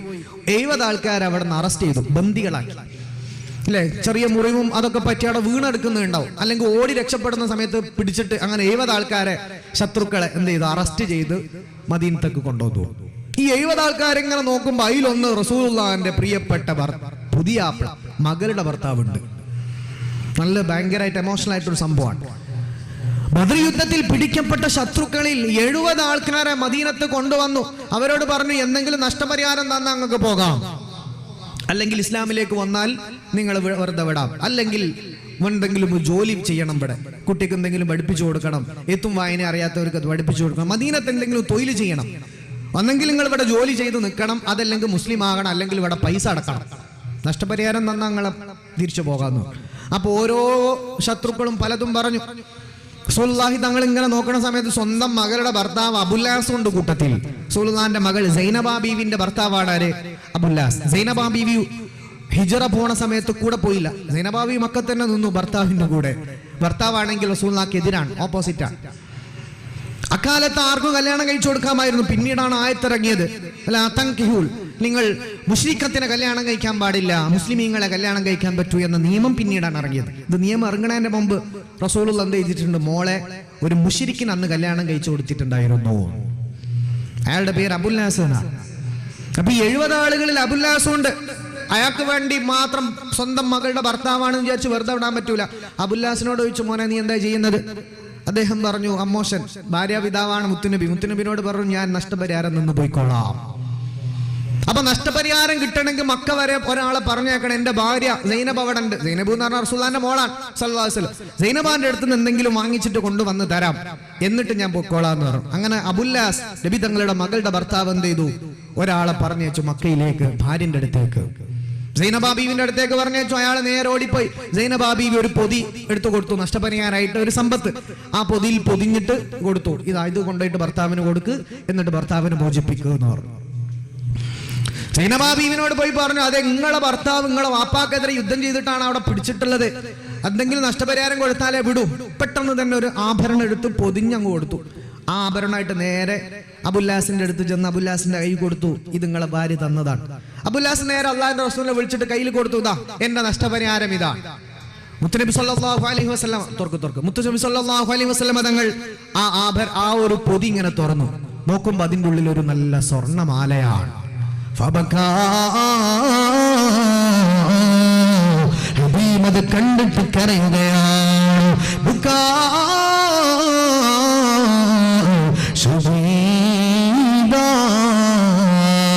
ആ മാല കണ്ട് നബി തങ്ങൾ കരയുകയാണ്.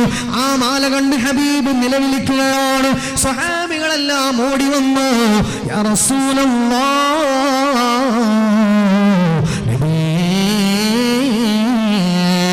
എന്തിനാണ് കരയുന്നത്?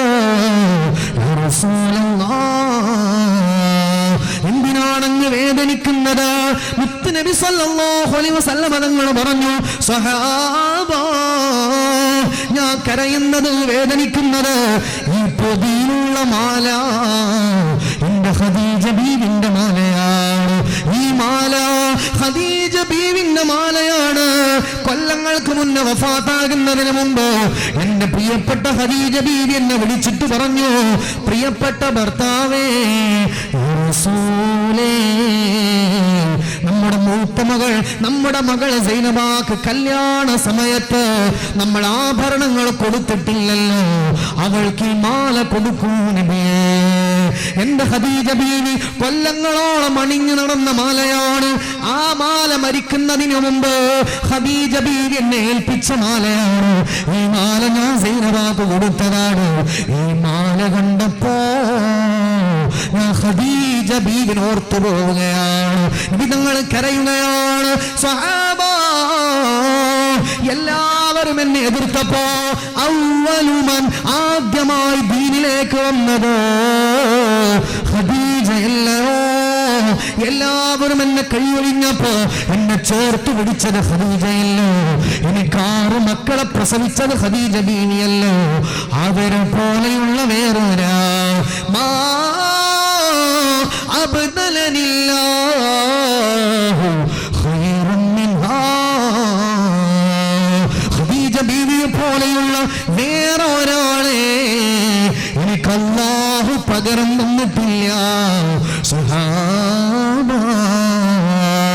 മക്കപുരിയാകെ ആഘോഷരാവ്, മഹിമ ഖുറൈശിൽ കല്യാണരാവ്, മഹബൂബ് റൂഹി അമീനൂരിരാവ്, മഹബൂബ് റൂഹി അമീനൂരിരാവ്, മുഹബത്തിൻ ബീവി താഹിറാവിനങ്ങും രാവ്, റജബീഖ ബീജത്തുങ്കൾ കനവാലേറി വന്ന് റഹ്മത്തൊളിവായിലെങ്കി അരുമങ്ങി പുണർന്ന് അജബാറാണി വിണ്ണും അരുളും മീരി ചന്തം അൽഡരാബി തമസി നിറുവിന്നൂറ് ചിന്തം ഷറഫാം തിരുഹിറുഫാമികൾ പാകിയ സന്തം തൂകി സുഗന്ധം. ആ ബീവിന്റെ വഫാത്തിന് ശേഷം ബീവി ഉപയോഗിച്ച മാല കണ്ടപ്പോ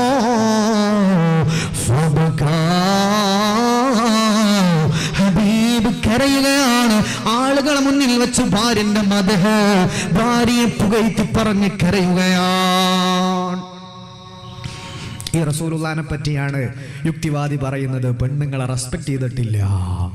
മഅദല്ലാഹ്, കൊല്ലങ്ങൾക്ക് മുന്നേ വഫാത്തായി പോയ അതും വൃദ്ധയായ നബിതങ്ങളെക്കാൾ 15 വയസ്സ് കൂടുതലുള്ള ആ വൃദ്ധയെ സംബന്ധിച്ച് ഓർത്തുകൊണ്ട് പൊട്ടിക്കരഞ്ഞ് ആളുകൾ മുന്നിൽ കരഞ്ഞിട്ട് പറയാൻ, അവലുമൻ ആദ്യമായിട്ട് എന്നെ വിശ്വസിച്ചത് അവരാണ്, എനിക്കെല്ലാ സപ്പോർട്ടും ചെയ്തത് അവരാണ്, എൻ്റെ 6 കുഞ്ഞുങ്ങൾക്ക് ജന്മം കൊടുത്തത് അവരാണ്. അവരെ പോലത്തെ ഒരാളെ പിന്നീട് ഞാൻ കണ്ടിട്ടില്ല, എനിക്ക് അല്ലാഹു തന്നിട്ടില്ല. കൊല്ലങ്ങൾക്ക് ശേഷം ഭാര്യന്റെ മാല കണ്ട് നബിതങ്ങൾ പൊട്ടിക്കരയുകയാണ്. ഈ റസൂലുള്ളാഹി സ്വല്ലല്ലാഹു അലൈഹി വസല്ലം തങ്ങളെയാണ് യുക്തിവാദിയും ലിബറലിസവും ഇസ്ലാം വിരോധവും തലക്ക് പിടിച്ച ആളുകൾ ഇങ്ങനെ ചീത്ത വിളിക്കുന്നത്. അതൊക്കെ യൂട്യൂബിലും സോഷ്യൽ മീഡിയയിലും കേൾക്കുമ്പോൾ ഇതൊക്കെ ഒന്ന് ഓർക്കുക. ഈ ചരിത്രമൊക്കെ അള്ളാഹിൻ്റെ ഹബീബിനെ തെറി വിളിക്കുമ്പോൾ മുഅ്മിനീങ്ങളെ പെട്ടുപോകണ്ട, അങ്ങനെ ചിന്തിച്ചു പോകണ്ട. വലിയ അബദ്ധമാണ്. ഹബീബിൻ്റെ ജീവിതം നമ്മൾ പഠിക്കാത്തത് കൊണ്ടാണ്. ഒറ്റ സംഭവം കൂടെ നമ്മൾ ദുആയിലേക്ക് എടുക്കാൻ. ഇന്നലത്തെ ആളുകൾക്ക് സമ്മാനം കൂടെ കിട്ടാനുണ്ട്, അതോടെ കൊടുത്ത് നമ്മൾ വൈൻഡപ്പ് ചെയ്യും. ഒറ്റ സംഭവം കൂടെ പറഞ്ഞാൽ നേരം വെളുക്കോളം പറയാനുണ്ട്. ഒറ്റ സംഭവം കൂടെ നമ്മൾ വൈൻഡപ്പ് ചെയ്യാണ്. ഖദീജ റളിയല്ലാഹു അൻഹയെ പറ്റി ഒരു സദസ്സിൽ പറഞ്ഞാൽ ആ സദസ്സിൽ അല്ലാഹുവിൻ്റെ മഹാരഥന്മാര് പറയാണ്, ഔലിയാക്കന്മാരുടെ ആരിഫീങ്ങളുടെ മലക്കുകളുടെ തിക്കും തിരക്കും ഉണ്ടാകുമെന്ന് പണ്ഡിതന്മാർ. കാരണം അല്ലാഹുവിൻ്റെ റസൂലിന് ഏറ്റവും ഇഷ്ടപ്പെട്ട സദസ്സ് നബി സല്ലല്ലാഹു അലൈഹി വസല്ലം തങ്ങളുടെ ഏറ്റവും പ്രിയപ്പെട്ടവരെ പറ്റി പറയുന്ന സദസ്സാണ്. ഖദീജ ഉമ്മാനെ പറ്റി മക്കളോട് മദ്ഹ് പറയാൻ, പാട്ടുപാടാൻ നബി തങ്ങൾ സമ്മാനം കൊടുക്കും. ബീവിനെ സംബന്ധിച്ച് ഇങ്ങനെ പറയും. അത് ഭയങ്കര ഇഷ്ടമാണ് നബി തങ്ങൾക്ക് സല്ലല്ലാഹു അലൈഹി വസല്ലം. അതുകൊണ്ട് ബീവിനെ പറ്റി പറഞ്ഞ മജ്ലിസാണ് ഈ മജ്ലിസിലുള്ള പ്രാർത്ഥന അല്ലാഹു തട്ടൂല, അല്ലാഹു ഖബൂൽ ചെയ്യട്ടെ. ഒരേ ഒരു സംഭവം കൂടെ പറഞ്ഞ് വൈൻഡപ്പ് ചെയ്യാണ്. സമ്മാനത്തിൻ്റെ ഒക്കെ റെഡി ആയിക്കോളൂ ഇൻഷാ അല്ലാ. അല്ലേ, റെഡിയാണോ സമ്മാനത്തിൻ്റെ ആൾക്ക്? കളക്ഷൻ ഉണ്ടാ? ഓക്കെ, വരി എൻ്റെ കാര്യം പറഞ്ഞോളൂ ഇൻഷാ അല്ലാ. ബക്കറ്റാ? വരി, ബിസ്മില്ലാ. ഒരു ബക്കറ്റ് കളക്ഷൻ ഉണ്ട്. എല്ലാ ആളുകളും ഇൻഷാ അല്ലാ നല്ലൊരു സംഖ്യ മനസ്സിൽ കരുതി അല്ലാഹു സുബ്ഹാനഹു വ തആല ഖബൂൽ ചെയ്ത് അനുഗ്രഹിക്കുമാറാകട്ടെ. അല്ലേ, നമ്മുടെ പരിപാടിക്ക് വലിയ ചെലവും കാര്യങ്ങളൊക്കെ ഉള്ളതാണ്. അത് അല്ലാഹു സ്വീകരിക്കട്ടെ. ഇൻഷാ അല്ലാ. അപ്പോൾ ടൈമായ ജസ്റ്റ് ഒന്ന് നിർത്തിയാൽ മതി. ഓക്കെ, അല്ലാഹു സുബ്ഹാനഹു വ തആല സ്വീകരിക്കട്ടെ. ആമീൻ യാ റബ്ബൽ ആലമീൻ. ഒറ്റ സംഭവം കൂടെ അവസാനം. ഖദീജ ബീവിൻ്റെ ജീവിതം നമ്മളിങ്ങനെ പറഞ്ഞു. മദീന കാലഘട്ടത്തിൽ റസൂലുള്ളാഹി സ്വല്ലല്ലാഹു അലൈഹി വസല്ലം ഈ ഖദീജ ബീവിൻ്റെ ജീവിതം പഠിക്കുമ്പോൾ ഉമ്മമാർ നന്നായിട്ട് മനസ്സിലാക്കണം. ഈ വൃദ്ധയായ പ്രായമുള്ള വിധവയായ ഒരാളോട് നബി തങ്ങൾക്ക് ഇത്ര സ്നേഹം ഉണ്ടായത് വെറുതല്ല. അവരത്രയ്ക്ക് ഇങ്ങോട്ട് സഹനം ത്യാഗം സഹിച്ച് പാറ പോലെ നബി തങ്ങളുടെ കൂടെ നിന്നിട്ടുണ്ട്. ഇത് പുതിയാപ്പിൾക്ക് നല്ല ബിസിനസ്സും പൈസ ഉള്ളപ്പോൾ ഭയങ്കര സ്നേഹമാണ്. എൻ്റെ ഇക്ക എന്നൊക്കെ പറഞ്ഞിട്ട് ഭയങ്കര. ഭർത്താവിൻ്റെ ബിസിനസ് പൊട്ടിക്കഴിഞ്ഞാൽ തീർന്ന് അല്ലേ, സുബ്ഹാനല്ലാഹ്. പിന്നീട് സ്നേഹമില്ല. എത്ര പുതുതലമുറയാണ് ഭർത്താവിൻ്റെ സാമ്പത്തിക സ്ഥിതി ഒന്ന് ഡൗൺ ആകുമ്പോഴേക്ക് അടുത്ത വണ്ടി കയറി പോകുന്നത്. എത്ര ആൾക്കാരുണ്ട്, സുബ്ഹാനല്ലാഹ്. ഭർത്താവിനെ ഉപേക്ഷിക്കുന്നവർ, രോഗം വരുമ്പോഴേക്ക് ഉപേക്ഷിക്കുന്നവർ പാടില്ല. കഷ്ടപ്പാടിലും അതുപോലെ നല്ല സമ്പൽ സമൃദ്ധിയിലും എപ്പോഴും നിങ്ങൾ ഭർത്താവിന് ഒന്നാം സ്ഥാനം കൊടുക്കണം. അതാണ് ഏറ്റവും നല്ല ഭാര്യ. ലാസ്റ്റ് നല്ല ഭാര്യ ആരാണ് നബി എന്ന് ചോദിച്ചപ്പോൾ അല്ലാഹുവിന്റെ റസൂൽ പറഞ്ഞു, അല്ലത്തി തസുറുഹു ഇദാ നളറ ഇലൈഹാ. സ്വന്തം ഭർത്താവ് അവന്റെ ഭാര്യനെ കാണുമ്പോൾ ഭർത്താവിനൊരു സമാധാനം ഫീൽ ചെയ്യണം. അപ്പൊ നിങ്ങളെ പുതിയാപ്പിളെ കാണുമ്പോൾ തന്നെ ഭർത്താവിനൊരു മനസമാധാനം തോന്നണം. അതല്ലാതെ ഭാര്യനെ കാണുമ്പോൾ സുബ്ഹാനല്ലാഹ് ഈനൊന്ന് എടുത്ത് കാൻറ്റിടാൻ തോന്നുന്നു. അങ്ങനത്തെ ഒരു അല്ല ഉണ്ടാവേണ്ടത്. നിങ്ങൾ വീട്ടിൽ പോയിട്ട് പുയ്യാപ്പിളിനോട് ചോദിക്കണം, അല്ലിക്ക സലീം വാഫിയുടെ വാല് കേട്ടത് ഏറ്റവും നല്ല ഭാര്യ എന്ന് പറഞ്ഞാൽ ഭർത്താവ് ഭാര്യനെ കാണുമ്പോൾ അല്ലത്തി തസുറുഹു ഇദാ നളറ ഇലൈഹാ. അങ്ങനാണല്ലോ അള്ളാഹിന്റെ റസൂൽ സല്ലല്ലാഹു അലൈഹി വസല്ലം പറഞ്ഞത്. അതാണ് ഇപ്പൊ ഇന്നലെ വാഫിന്റെ വാല് കേട്ടത്. ഇപ്പൊ എന്നെ കാണുമ്പോ ഇക്ക നിങ്ങൾക്ക് എന്താണ് തോന്നല്? നിന്നെ കാണുമ്പോ എനിക്ക് ചൊറിഞ്ഞു കയറലാണ്, കാൻറ്റിലിടാനാ തോന്നല് എന്നാണ് ഭർത്താവ് പറയുന്നതെങ്കിൽ പ്രശ്നമാണ്. ഒരാൾക്കൊരു ഭർത്താവിന് ഭാര്യനെ കാണുമ്പോഴേക്ക് മനസ്സിന് സമാധാനം ഫീൽ ചെയ്യണം. അത് മുഖഭംഗിയൊന്നും ഉണ്ടല്ല. ഇത് ഏതൊരാണിനും അറിയാം. ആണിന്റെ സൈക്കോളജി അറിയുന്നവർക്കറിയാം. ഭയങ്കര ഫേസ് ബ്യൂട്ടി, ഏതൊരു സാധനം ഭയങ്കര ബ്യൂട്ടിഫുൾ ആയ എന്ത് സാധനവും കുറച്ച് കഴിഞ്ഞ് കഴിഞ്ഞാൽ ബ്യൂട്ടി മനുഷ്യന്മാർക്ക് മടുക്കുന്ന സാധനമാണ്. ഒരു ഐഫോൺ 16 Pro Max കിട്ടിക്കഴിഞ്ഞാൽ ആദ്യത്തെ ഒരാഴ്ച ഭയങ്കര ഇങ്ങനെ കൊണ്ടെടുക്കും, പൈതമക്കളെ കൊണ്ടെടുക്കുന്ന പോലെ അല്ലേ. ചാർജർ വേറൊരാൾ ചാർജർ ഉപയോഗിക്കൂലേ, ഇത് പുതിയ ഫോണാണ്, ഭയങ്കര നീറ്റ് ആൻഡ് ക്ലീൻ ആയിരിക്കും. കുറച്ച് കാലം കഴിഞ്ഞാൽ പിന്നെ എന്ത് ഐഫോൺ അല്ലെ, എന്ത് ഐഫോൺ 16 Pro. ഒരു വലിയ പുതിയ വീടുണ്ടാക്കുമ്പോൾ ഭയങ്കര കെയറിങ് ആയിരിക്കും. 4 കൊല്ലം കഴിഞ്ഞാൽ പിന്നെ എന്ത് വീട്. സുബ്ഹാനല്ലാഹ്. ബ്യൂട്ടി ഒരാൾ ഇഷ്ടപ്പെട്ടാൽ, ആണുങ്ങളോടും പറയാണ്, ആ beauty that's not ever lasting. The psychology of beauty ഭംഗിയുടെ സൈക്കോളജി എന്താണ്? That's not ever lasting. അത് എന്നൊന്നും നിലനിൽക്കൂല. ഭയങ്കര തൊലി വെളുപ്പുള്ള ഒരു പെണ്ണിനെ കല്യാണം കഴിച്ചു, സ്വാഭാവികമാണ്. ബ്യൂട്ടിയാണ് ഒരാൾ ഇഷ്ടപ്പെട്ടതെങ്കിൽ കുറച്ച് കഴിഞ്ഞാൽ മടുക്കും. സ്വാഭാവികം. മനുഷ്യന്റെ സൈക്കോളജി എങ്ങനെയാണ്? സ്വാഭാവികമാണ്. ഇനി അങ്ങനെ മെയിൻറ്റെയിൻ ചെയ്ത് കഴിഞ്ഞാലും നന്നായിട്ട് വൈറ്റ് വാഷ് അടിക്കുന്നുണ്ട്, പുട്ടിയിട്ടിട്ടിട്ട് അവസാനം ലിപ്സ്റ്റിക് ഇടുന്നുണ്ട്, കണ്ണിന് ചുറ്റും കറുത്ത പെയിന്റ് അടിക്കുന്നുണ്ട്, എല്ലാം ഉഷാറാണ്. പുരികത്തിന് ചുറ്റും കറുത്ത പെയിന്റ് അടിക്കുന്നുണ്ട്, അത് വെട്ടി പ്ലക്ക് ചെയ്ത് ഉഷാറാക്കി ഭർത്താവിന് തോന്നും ഇതന്നല്ലേ, ഇത് വൈറ്റ് വാഷ് അടിച്ച് പുട്ടിട്ടോണ്ടല്ലേ, അല്ലെ നമ്മൾ കുറെ കാലമായി കാണുന്ന മുതലല്ലേ, ഈ ഫീലിംഗ് ആയിരിക്കും ഉണ്ടാവുക. അതാണ് ബ്യൂട്ടിയുടെ സൈക്കോളജി. അപ്പൊ ഒരു പുരുഷന്റെ മനസ്സ് കീഴടക്കാനുള്ള മാർഗം എന്ന് പറഞ്ഞാൽ ഏറ്റവും നല്ല സ്വഭാവവും നല്ല കെയർ ചെയ്യുന്ന സമാധാനം കൊടുക്കുന്ന വാക്ക് പറയുന്ന പെണ്ണായിരിക്കുക എന്നുള്ളതാണ്. പിന്നെ അടുത്ത സൈക്കോളജി കൗൺസിലിംഗ് വരുന്ന ആളുകളോടൊക്കെ ആണുങ്ങളോടൊക്കെ ഞാൻ ചോദിക്കലുണ്ട്, ഒരു പുരുഷന്റെ ഫാമിലി ലൈഫിലെ വിജയം എന്ന് പറഞ്ഞാൽ ഭയങ്കര ബ്യൂട്ടിയുള്ള ഒരു പെണ്ണിനെ കിട്ടലാണോ? അല്ലേ അല്ല. എന്റെ അടുത്ത് ഈ കൊല്ലം മാത്രം 750ഓളം ആളുകൾ വന്നിട്ടുണ്ട്.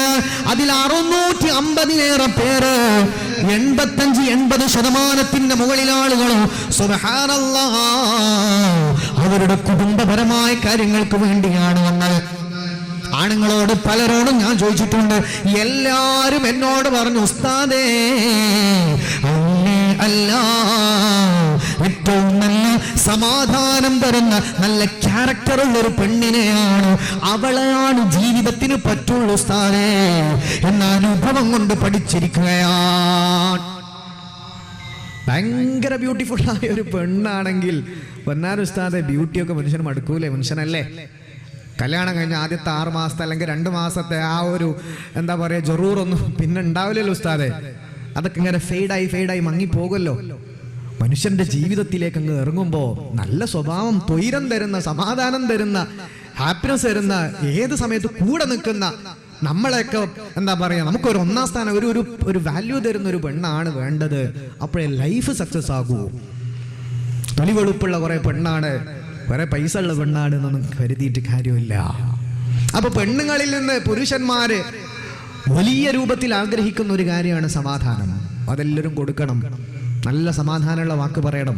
ആ പുയ്യാപ്പിളിനെ കണ്ടിട്ട് നിങ്ങളെപ്പം എന്തൊരു മനുഷ്യനാണ്, 20 കൊല്ലയിലെ കെട്ടിയിട്ട് നിങ്ങൾ എന്താപ്പം എനിക്ക് ചെയ്തെന്ന്, നിങ്ങളെ കണ്ട് എന്താപ്പം കിട്ടിയത്? അയാൾ കണ്ടില്ല, ഓൻ്റെ ഓളെ കൊണ്ടുപോകുന്നു, താജ്മഹാലിൻ്റെ അടുത്ത് കൊണ്ടുപോകുന്നു, കറക്കുന്നു, എറിയുന്നു, പൊക്കുന്നു, നല്ല ഫുഡ് കഴിക്കുന്നു, ആഴ്ചക്ക് അവര് മൈസൂര് പോകുന്നു, അവര് ഊട്ടിക്ക് പോകുന്നു, ദുബായിൽ ഇങ്ങനെ ബുർജ് ഖലീഫന്റെ മുള്ളുന്നു, തുള്ളുന്നു. നിങ്ങൾ എന്നെ വരെ ഒരു ബീച്ചിൽ കൊണ്ടുപോയിട്ടുണ്ടോ? സുബ്ഹാനല്ലാഹ്. എന്ത് നന്മ ചെയ്തു തന്നാലും ഇങ്ങനത്തെ വാക്കുകൾ മാത്രമാണോ പറയുന്നത്? ഉമ്മമാരെ, ഒരാണിനതൊന്നും സഹിക്കാൻ പറ്റൂല. വളരെ ഗൗരവത്തോടെ മനസ്സിലാക്കേണ്ട കേസാണ്. തമാശയല്ല ഈ പറയുന്നത്. നല്ല വാക്ക് പറയാം. രാവിലെ മുതൽ വൈകുന്നേരം വരെ കഷ്ടപ്പെട്ട് നിങ്ങൾക്ക് വേണ്ടി ജീവിതം തരുന്നത് പുരുഷന്മാർ. സമാധാനമൊന്നുമില്ല. 99% പുരുഷന്മാർക്കൊന്നും മനസ്സിൽ സമാധാനമില്ല. ഫാമിലി, കുടുംബം എന്നുള്ള ചിന്തയിൽ ഇങ്ങനെ ഓടാണ്. 1-ാം തീയതി ആകുമ്പോൾ ശമ്പളം കൊടുക്കണം, മക്കൾക്ക് ഫീസ് കെട്ടണം, വീട്ടിന്റെ കൂലി, അത് ഹൗസ് ചെലവ്, ഫുഡിന്റെ ചെലവ്, മക്കളെ സ്കൂൾ ഫീസ്, മെസ് ഫീസ്, അത് ഇത് അല്ലേ. കടം വീട്ടാനുണ്ടാവും, ചിലർക്ക് ലോൺ ഉണ്ടാവും, വാഹനത്തിന്റെ EMI ഉണ്ടാവും, ഇഷ്ടം പോലെ കടങ്ങൾ ഉണ്ടാകും. ഒരു വീട്, ഒരു കുടുംബം സ്വപ്നത്തിന്റെ പുറകോടുമ്പോ ഒരു പുരുഷനെ ആഗ്രഹിക്കുന്നത് സമാധാനമാണ്. ഇങ്ങനെ കഷ്ടപ്പെട്ട് വരുന്ന ഭർത്താവിനോട് പറയണം, നിങ്ങൾ എന്തപ്പം എനിക്ക് ചെയ്തെന്ന്? മൂപ്പരുണ്ടാക്കിയ പൊരേല തിന്നതും കിടന്നതും അല്ലേ. സുബ്ഹാനല്ലാഹ്. എന്നിട്ട് പറയാണ്, 30 കൊല്ലമായിട്ട് നിങ്ങൾ എന്തേ ചെയ്തു? 6 കൊല്ലായില്ലേ പെണ്ണ് കെട്ടിയിട്ട്, 10 കൊല്ലായില്ലേ, നിങ്ങൾ എന്താ എനിക്ക് ചെയ്തെന്നത്? ഇങ്ങനൊക്കെ ചോദിച്ചു കഴിഞ്ഞാൽ തീർന്നു ഉമ്മമാരെ. കുറെ ദിക്ർ ചൊല്ലിയിട്ടൊന്നും താളെ പരലോകത്ത് രക്ഷപ്പെടൂല. അതുകൊണ്ട് ഖദീജ ഉമ്മാനോട് റസൂലുള്ളാഹിക്ക് സ്നേഹം ഉണ്ടാകാൻ കാരണം വെറുതെ ഉണ്ടായതല്ല, ബീവിന്റെ സൗന്ദര്യം കണ്ടിട്ടല്ല. സൗന്ദര്യമാണ് നോക്കിയെങ്കിൽ 10, 11, 19, 20 വയസ്സുള്ള പെണ്ണിനെ കെട്ടണം. 4 വട്ടം പ്രസവിച്ച 2 ഭർത്താക്കന്മാർ മരിച്ച വിധവയാണ് ഖദീജ ബീവി. ആ ബീവിനെ പോലെ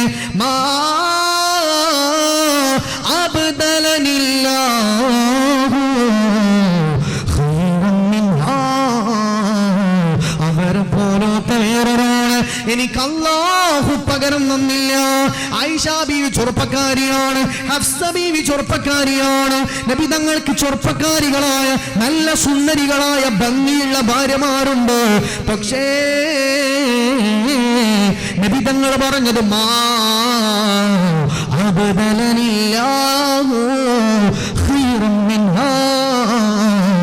ഖദീജ ബീവിനെ പോലത്തെ നല്ല ഒരാളെ, അത്രക്ക് നല്ല ഒരാളെ, അത്രക്ക് ഗുണമുള്ള ഒരാളെ എനിക്ക് വേറെ അല്ലാഹു തന്നിട്ടില്ല. മുഖഭംഗിയാണ് വലുതെങ്കിൽ ആയിഷ ബീവി ഒക്കെ ഭയങ്കര സൗന്ദര്യമുള്ള ആളാണ്. ബീവിനെ പറ്റി അങ്ങനെ പറയണം. അപ്പൊ ലൈഫിന്റെ സക്സസ്, വിജയം എന്ന് പറഞ്ഞാൽ പരസ്പരം മനസ്സിലാക്കിയിട്ടില്ലേ എപ്പോഴും അങ്ങോട്ടും ഇങ്ങോട്ടും കൂടെ നിൽക്കുന്ന ഒരു സ്വഭാവം ആണും പെണ്ണും ഉണ്ടാവണം. പെണ്ണുങ്ങൾ ഇങ്ങോട്ട് മാത്രമല്ല, പെണ്ണ് അങ്ങോട്ടേക്കുണ്ട്. അതിൻ്റെ ഒരു ചരിത്രം കൂടെ പറഞ്ഞ് ഞാൻ നിർത്താം. ലാസ്റ്റ് ഒറ്റ വൺ ആൻഡ് ഓൺലി ചരിത്രം കൂടി പറഞ്ഞ് നിർത്താം. റസൂലുള്ളാഹി സ്വല്ലല്ലാഹു അലൈഹി വസല്ലം ബക്കറ്റ് വന്നിട്ടുണ്ട്. ബിസ്മില്ലാ. എല്ലാവരും നല്ലൊരു സ്വതക്ക ഉള്ള അനുസരിച്ച് ഇൻഷാ അല്ലാഹ്, ആരെയും നിർബന്ധിക്കുന്നൊന്നുമില്ല. ഉള്ള അനുസരിച്ച് നല്ലൊരു സ്വതക്ക എല്ലാവരും കൊടുക്കി. അള്ളാഹു സ്വീകരിക്കട്ടെ, അള്ളാഹു കബൂൽ ചെയ്ത് അനുഗ്രഹിക്കട്ടെ. ഒറ്റ സംഭവം കൂടെ പറഞ്ഞ വൈൻഡപ്പ് ചെയ്യാണ്. അള്ളാഹു സ്വീകരിക്കട്ടെ. നല്ല പ്രാർത്ഥനയും നടത്തിയിട്ട് റസൂലുള്ളാഹിന്റെ ജന്മദിനത്തിന് ആമിന ബീവി വേദന അനുഭവിക്കാൻ തുടങ്ങുന്ന സമയമായി. റബീഉൽ അവ്വൽ 12 പുലർച്ചെ. സുബ്ഹാനല്ലാഹ്. അപ്പൊ ഇന്നത്തെ രാത്രി എന്ന് പറഞ്ഞാൽ ചില്ലറ രാത്രിയല്ല, നല്ല ഈമാനികമായിട്ട് ആ ദ്വായും കൂടെ നടത്തി നമുക്കൊന്നും പിരിയാം. എനിക്ക് അങ്ങ് കണ്ണൂരെത്തണം. നാളെ രാവിലെയും പരിപാടി, രാത്രിയൊക്കെ കണ്ണൂരാ പരിപാടി. അല്ലാഹു സ്വീകരിക്കട്ടെ. അൺഫോർച്ചുനേറ്റ്ലി ട്രെയിൻ ടിക്കറ്റും കിട്ടിയിട്ടില്ല. ഇപ്പം എന്താവെന്ന് അറിഞ്ഞുകൂടെ. അല്ലാഹു സുബ്ഹാനഹു വ തആല ഖൈറാക്കി തരട്ടെ. ആമീൻ യാ റബ്ബൽ ആലമീൻ. അപ്പൊ റസൂലുള്ളാഹി സ്വല്ലല്ലാഹു അലൈഹി വസല്ലം തങ്ങൾ മദീനയിലുള്ള സമയം ഒറ്റ സംഭവം കൂടെ പറയുന്നത് ഹബീബിന്റെ ക്യാരക്ടർ മനസ്സിലാക്കാൻ വേണ്ടി. റസൂലുള്ളാഹി തങ്ങൾ മദീനയിലുള്ള സമയത്ത് ഒരിക്കൽ റസൂലുള്ളാഹിന്റെ ഭാര്യ ഉണ്ട് സഫിയ ബീവി. 9 ഭാര്യമാർ ആ സമയത്തുണ്ട്. അതിലൊരു ഭാര്യയാണ് സഫിയ ബീവി. സഫിയ ബീവി എന്ന് പറഞ്ഞാൽ ഭയങ്കര പാവാണ്. ചില ആളുകളുടെയൊക്കെ വീട്ടില് ഭാര്യമാരാണ് ഭയങ്കര പാവായിരിക്കും. ചെറുതായിട്ട് എന്തെങ്കിലും പറഞ്ഞാൽ പൊട്ടിക്കരയും. ഭയങ്കരമായിട്ടുള്ള ഇന്നസെന്റ് ആയിരിക്കും. അല്ലെങ്കിൽ ടച്ച് മീ നോട്ട് എന്ന് വെച്ചാൽ തൊട്ടാവാടിയെ പോലെ എന്തെങ്കിലും പറയുമ്പോഴേക്കും അങ്ങ് പോയി കരയും. സുബ്ഹാനല്ലാഹ്. അങ്ങനെ വളരെ പാവായിരുന്നു ആര്? സഫിയ ബീവി. ആയിഷ ബീവി ഹഫ്സ ബീവിയെ കുറിച്ച് ബോൾഡാണ്. അവരൊന്ന് പറഞ്ഞാൽ തിരിച്ച് 2 പറയുന്ന ആ ഒരു ടൈപ്പ് ഓഫ്. അത് റസൂലുള്ളാഹി തങ്ങൾക്കും ഭയങ്കര ഇഷ്ടമായിരുന്നു. അവർക്കിടയിൽ എന്തെങ്കിലും തർക്കമൊക്കെ ഉണ്ടാകുമ്പോൾ ആയിഷ ബീവി എന്തെങ്കിലുമൊക്കെ കൊണ്ട് പറയും. അപ്പോ ആയിഷ ബീവി കുറച്ച് ബോൾഡാണ്. ഹഫ്സ ബീവിയും ഭയങ്കര ബോൾഡാണ്. ഉമർ ഖത്താബ് തങ്ങളുടെ മോളാണ് ഹഫ്സ ബീവി. അബൂബക്കർ സിദ്ദീഖ് തങ്ങളുടെ മോളാണ് ആയിഷ ബീവി. പക്ഷെ സഫിയ ബീവി ഭയങ്കര പാവാണ്. ബീവി എന്തെങ്കിലും പറഞ്ഞ അപ്പോഴേക്ക് കരയും. ബീവിക്ക് പ്രിയപ്പെട്ട പിതാവ് നേരത്തെ മരിച്ചുപോയതാണ്.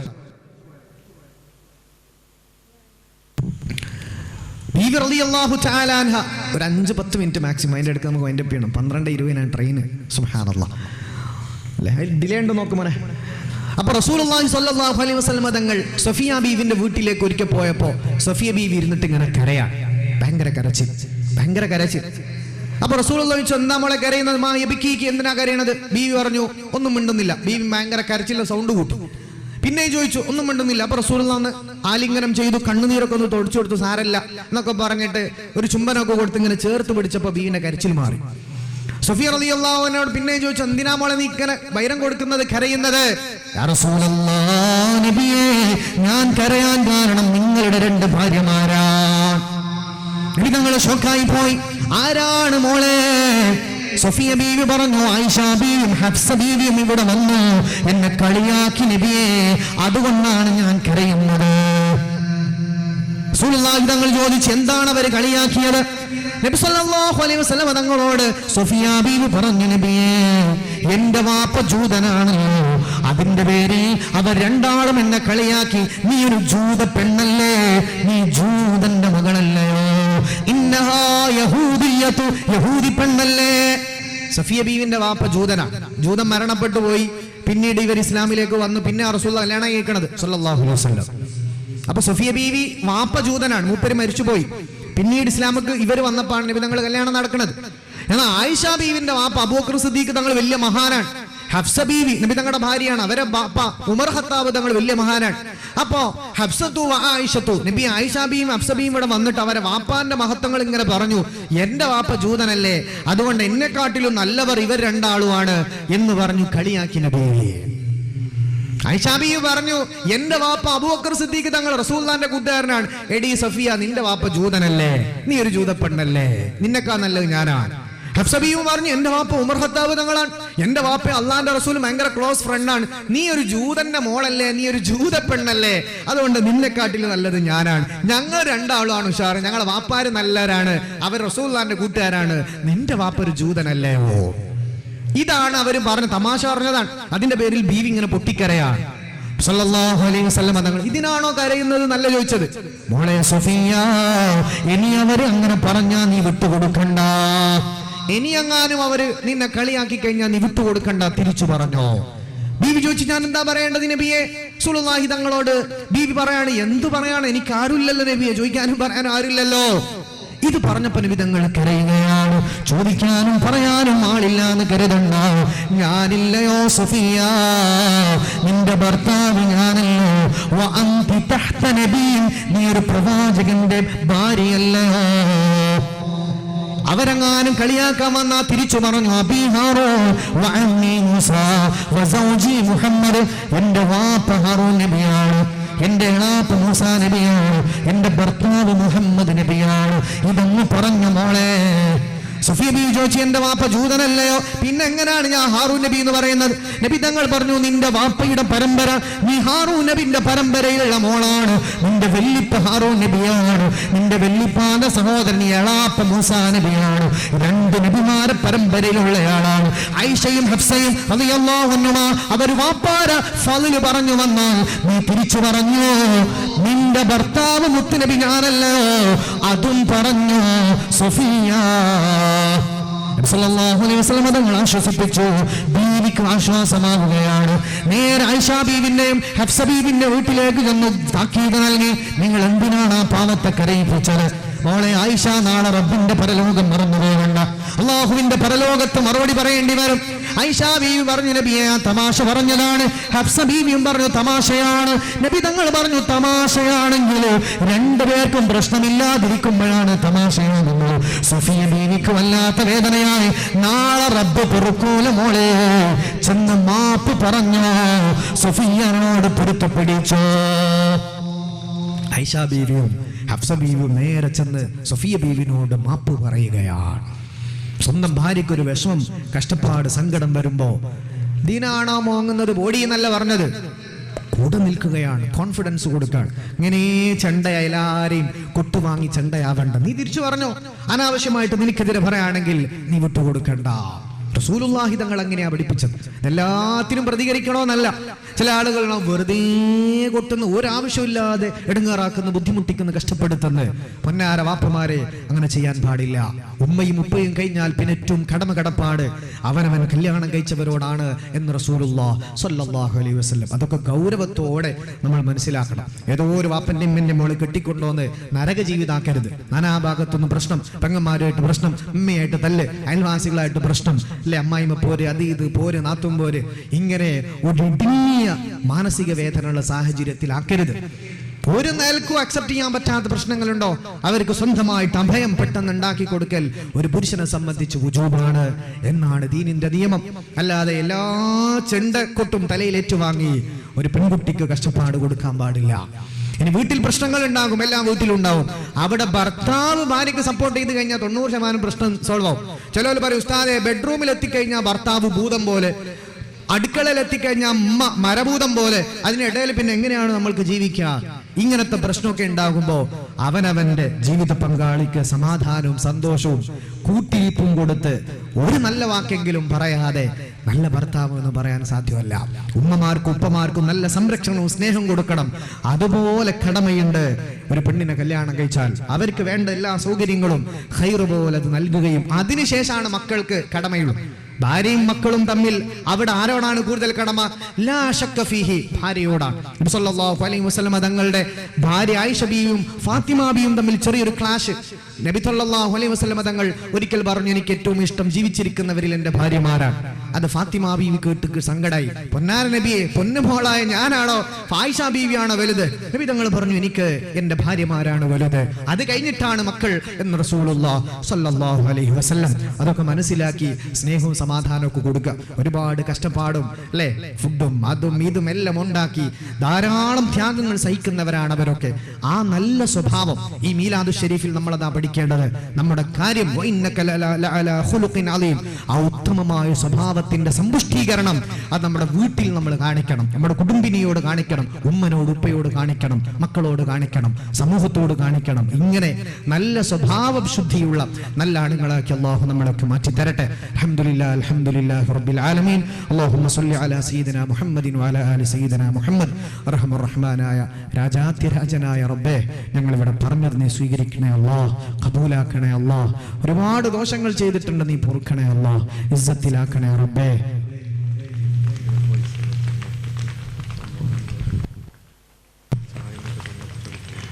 അല്ലാഹുവേ, നീ ഈമാനിൽ ഖൈറിൽ ഞങ്ങളാക്കണേ അല്ലാഹ്.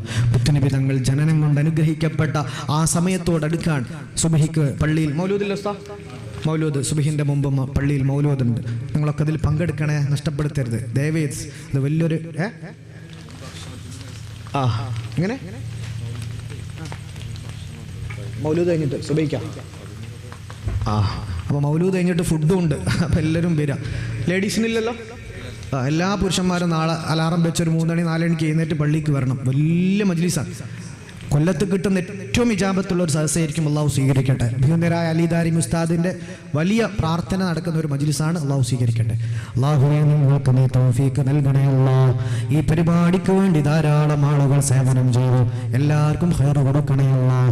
ഇവിടെ സംഭാവന ചെയ്തവർ, ഇനി സംഭാവന ചെയ്യാൻ പോകുന്നവർ, അള്ളാഹുവേ ഇന്ന് നല്ല ഭക്ഷണം ഉണ്ടാക്കിയ സഹോദരൻ, എന്നെ കുറ്റിപ്പുറത്ത് വന്ന് പിക്ക് ചെയ്തു വന്നവർ, അതുപോലെ തിരിച്ചു ഉണ്ടാക്കുന്നവർ, ഈ മഹല്ലിന്റെ നേതാക്കന്മാര്, ഭാരവാഹികൾ, അതുപോലെ ഇവിടുത്തെ ഹദീം ഉസ്താദ്, ഈ മദ്രസയിലെ പണ്ഡിതന്മാര്, നാട്ടുകാര്, കൂട്ടുകാര്, എന്റെ സ്നേഹിതൻ ജവാദ് ഉസ്താദ് അടക്കമുള്ളവർ ഈ മജ്ലിസിൽ ഇത്രയും നേരം രാത്രി 11:30 മണി വരെ ഇരുന്നു. അള്ളാഹുവേ നീ ഖബൂലാക്കണേ അല്ലാഹ്, നീ സ്വീകരിക്കണേ അല്ലാഹ്. ഞങ്ങളുടെ മാതാപിതാക്കൾക്ക് പൊറുക്കണേ അല്ലാഹ്, ഇസ്സത്ത് നൽകണേ അല്ലാഹ്, ഖബൂലിയത്ത് നൽകണേ അല്ലാഹ്, ഈമാൻ നൽകണേ അല്ലാഹ്. അള്ളാഹുവേ ഞങ്ങൾക്ക് പെട്ടെന്നുള്ള മരണം തരല്ല അല്ലാഹ്, ഈമാനോട് കൂടിയുള്ള മരണം തരണേ അല്ലാഹ്. പരലോകത്ത് ഖൈർ തരണേ അല്ലാഹ്, കടങ്ങളിൽ നിന്ന് മോചനം തരണേ അല്ലാഹ്, കുടുംബങ്ങൾക്കിടയിൽ സ്നേഹം തരണേ അല്ലാഹ്, ഐക്യം തരണേ അല്ലാഹ്, ഇസ്സത്ത് തരണേ അല്ലാഹ്, ഖബൂലിയത്ത് തരണേ അല്ലാഹ്. അല്ലാഹുവേ എല്ലാവിധ ഖൈറാത്തുകളും ഞങ്ങൾക്ക് തരണേ അല്ലാഹ്.